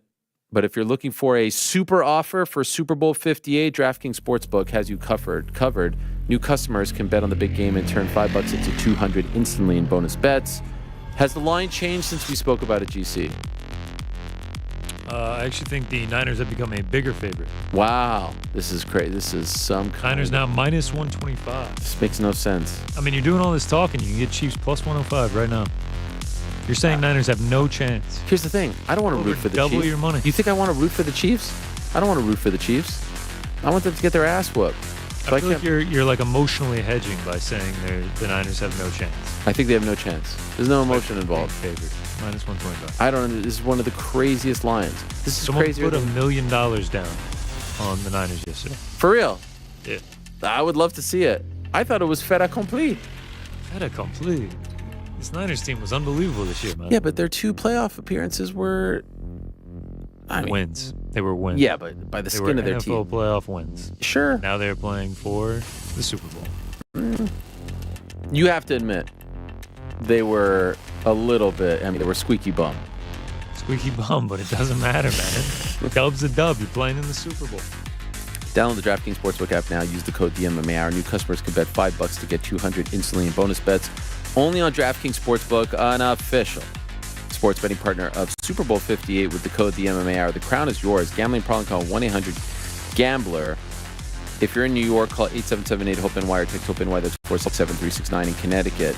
Help is available for problem gambling. Call 888-789-7777 or visit ccpg.org. Please play responsibly. 21 plus, age varies by jurisdiction. Void in Ontario. Bonus bets expire 168 hours after issuance. See dkng.com/football for eligibility and deposit restrictions, terms, and responsible gaming resources. Yeah. All right. What do we got? All right, we already got Juliana Pena's pick in. Gilbert Urbina, Charles Chuck Buffalo Radke over 2.5. Ooh. Plus 124. What a random fight to take an over 2.5 on. I thought the same, but we don't doubt the Venezuelan Vixen. That is for sure. Okay. Let me throw the rest of the names in the randomizer here. What do we got? Rick. Wow. Lead us off. I feel like that's a rare one. I will go second. Frankie will go third. I love it. Take it away, Rick. Short and sweet. Give me my girl, Natalia Silva. Wow. I had a feeling that one. Money line. Yeah. What is the line for that one? Minus 340 against the Rougeau. Yeah, 10 years Natalia younger. Silva. I get it. She's Against looking Viviana unbelievable. Number 13 in the women's flyweight division. Her last loss was in 2017. Thunder Fight 14 against Marina Rodriguez. Nailed it. It is quite the run. Undefeated in the UFC 1, 2, 3, 4. A few finishes too. Yeah. Okay.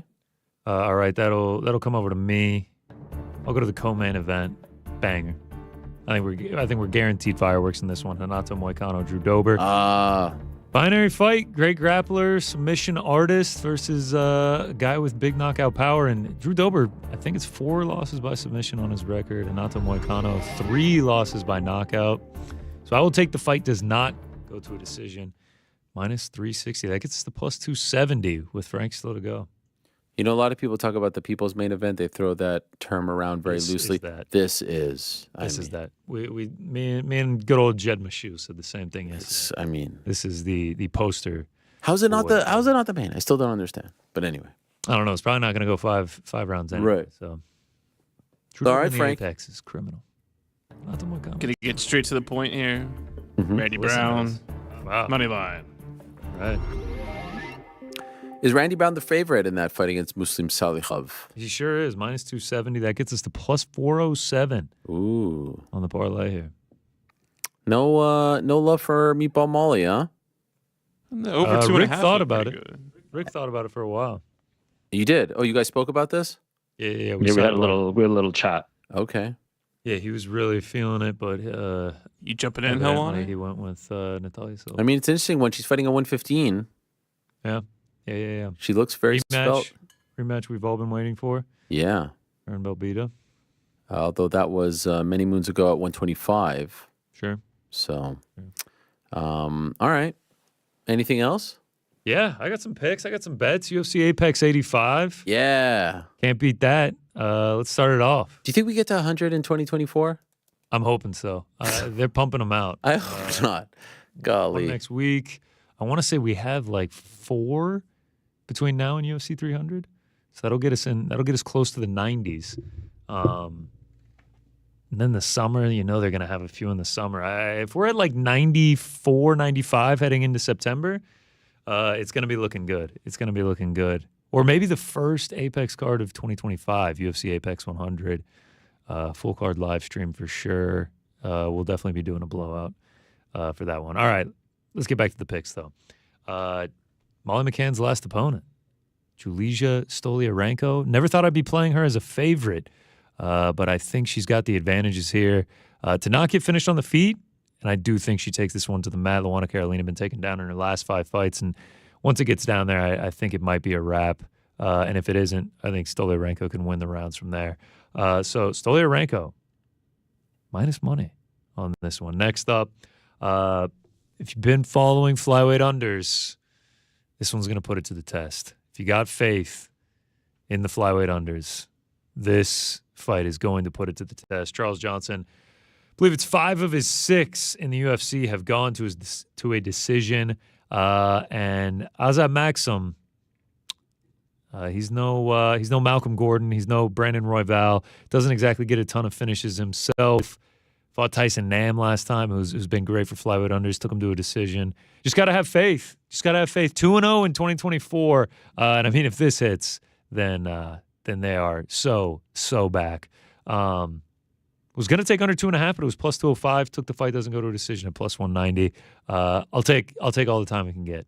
This is one of those ones that as the minutes tick by, you're going to be like, this doesn't look like we're getting a finish here. But hopefully Charles Johnson hates the Apex so much. Hopefully their flyweight overs counteract each other and they get an under here. Next up, I'm actually going against Juliana Pena. I wish I had known the Venezuelan Vixen was going to be on the over. I'm actually on the under in Urbina versus Radke. I think both these guys are going to come in here and get after it. I know Radke had a pretty boring affair last time out. The crowd let him know it. But if you look at these guys, if you look at Urbina, including his tough fights, 6 of his last 8 under the 2.5, got rocked many a times against Trayshawn Gore. And Radke does have punching power, and then Chuck Buffalo, 4 of his last 6. So I do think this is a fun scrap, and I think we get the under in this one. Next up, Randy Brown. I'm actually going to take a single on him, getting this one done inside the distance. I think he's got a lot of advantages to this one, especially on the mat. Then you talk about the age. Solikov, 39 years old, durability waning just a little bit, doesn't fight too often. He's going to be the smaller fighter in here. Randy Brown, I mean, he's always got the size advantage, but in this one, 4 inches of height, 8 inches of reach. I think he could get it done on the feet. And if it goes to the mat, I think he could really get it done there. So plus 210, like a little sprinkle on Randy Brown inside the distance. The main event, I'm going with a DraftKings special here. They now offer Roman Dolidze plus 5.5 points. So that means you add up the 3 judges' scorecards, and he needs to be within 5.5 points. So a 48-47, 48-47, 49-46 for Imavov. That's 5 right there. So you would be a winner in that case. Or you can win the fight, or you can get a finish. Just don't get finished or lose by more than 6 or more. I think this is going to be a close fight, man. I mean, Dolidze has an iron chin. He is incredibly tough to finish. Never been finished in his career. Has taken some big shots in the UFC and powered through it. I think he can last the 5 rounds, and I like the finishing upside of him, man. He's vicious. He does not stop. And I think Imavov is the better striker, but I think Dolidze can give him problems with his power, work up against the fence, and then if it goes to the ground, I think he is far better on the mat. I went back and watched that Vettori fight. I still think he won it. I thought he won it when I watched it live. I think he can keep this thing really close. I think it's going to be a very, very exciting fight on the main event on Saturday. A couple parlays. Meatball Molly. Yeah. Match. I think she gets it done again. And I'm on Randy Brown as well. A little prop parlay. Co-main and then Garimbo Rodriguez. Pete Rodriguez is here for a good time, not a long time. He has 13 fights if you go back to his amateur career since 2017 and has not gone longer than 3 minutes and 50 seconds. 13 fights, a total of 22 minutes and 28 seconds. So I think he either goes in there and knocks out Garimbo, or Garimbo goes longer with him and eventually gets a submission. A multi-week parlay. Rick's girl, Natalia Silva, and then our man, main event, Joey Pfeiffer. Yeah. That one pays out at plus 100. And then not just a multi-week, but an all-month parlay. You see the shirt here.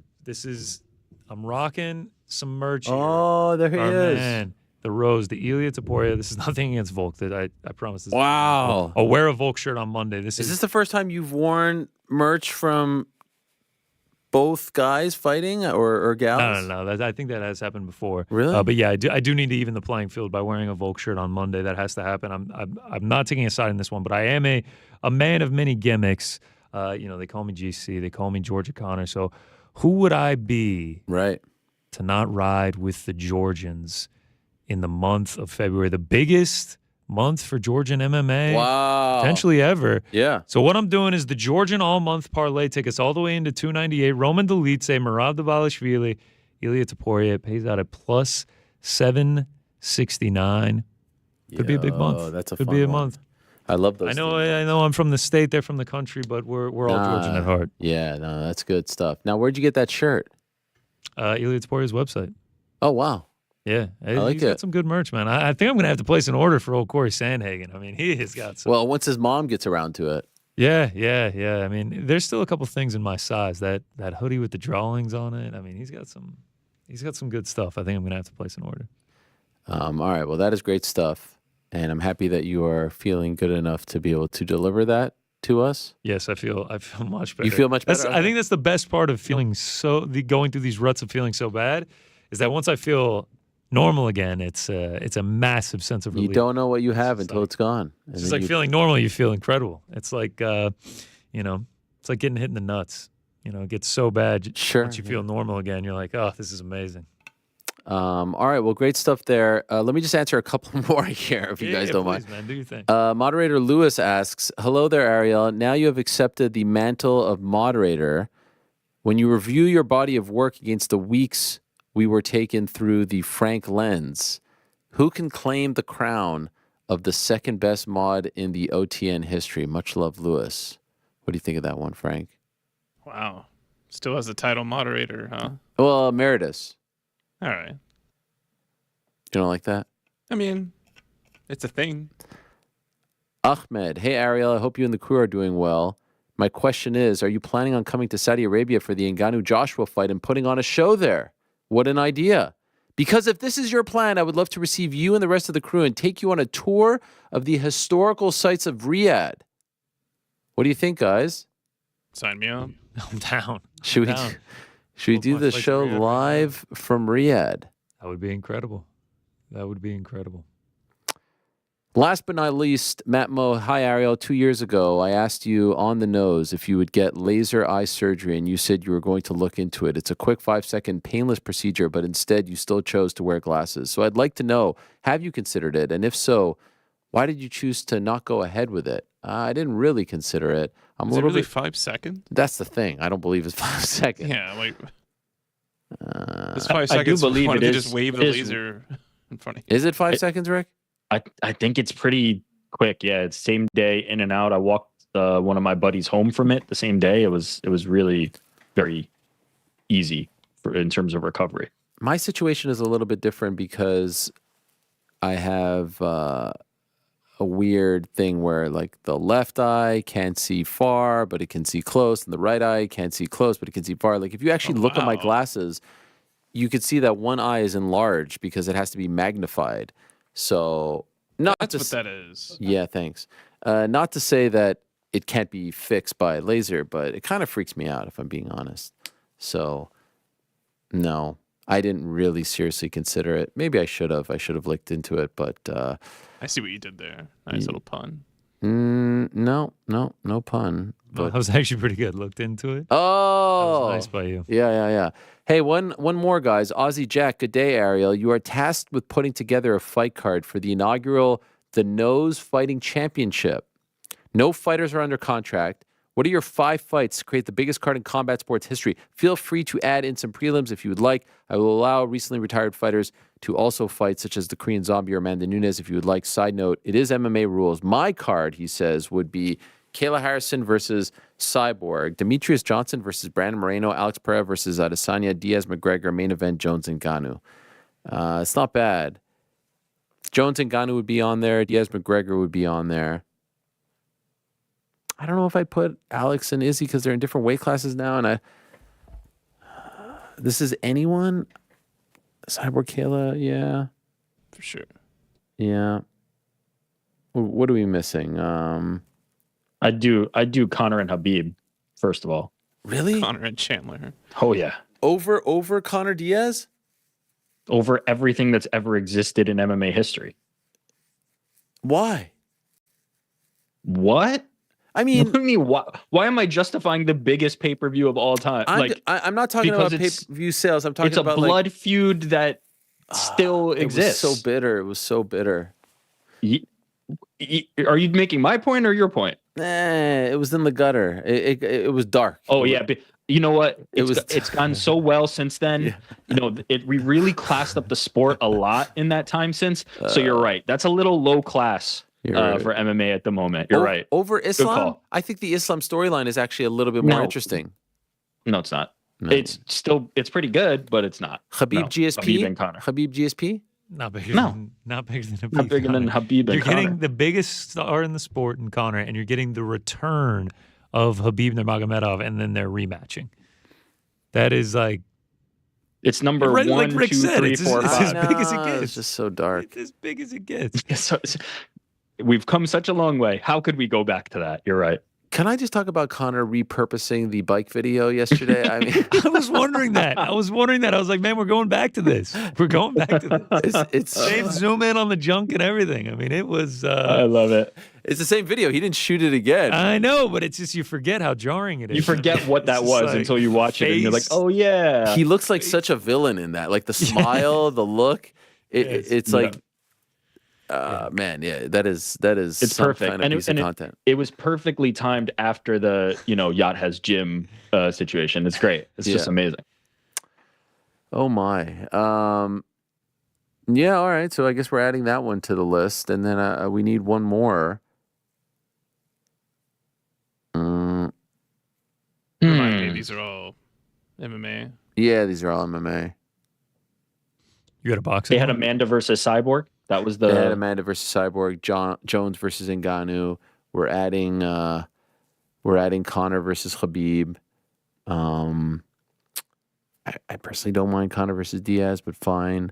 This guy has Demetrius versus That's Brandon great. Moreno. There's no real heat there. You know?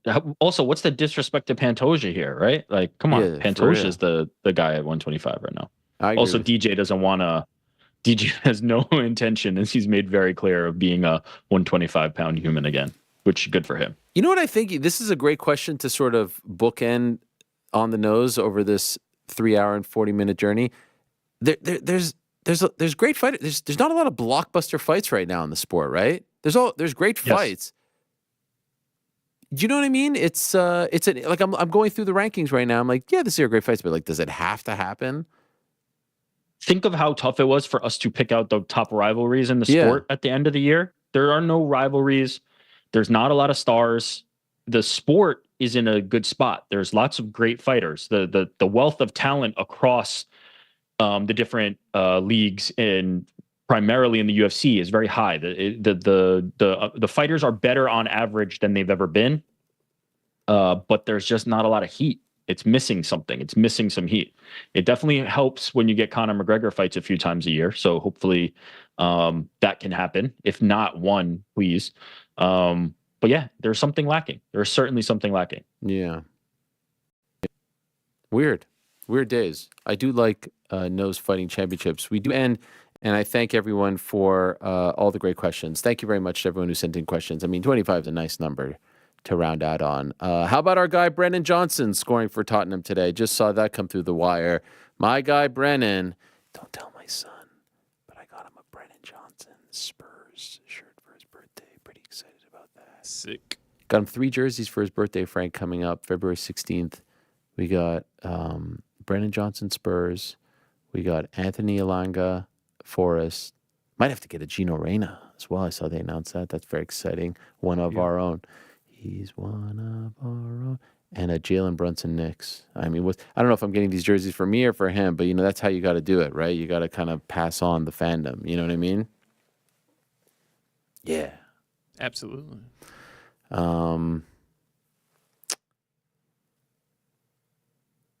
Okay. Seeing this here. All right. We're out of time. What a show. Wow. A real range of emotions. It was, I don't want to say I enjoyed it because the end was dark, but appreciate Conor coming on very much, and I will be locked in on Saturday afternoon to his fight on DAZN. On that note, Frank, unless you have any final thoughts, you can take us home. Actually, oh, yeah. okay, yeah. That was it. Oh, yeah. He's one of our own.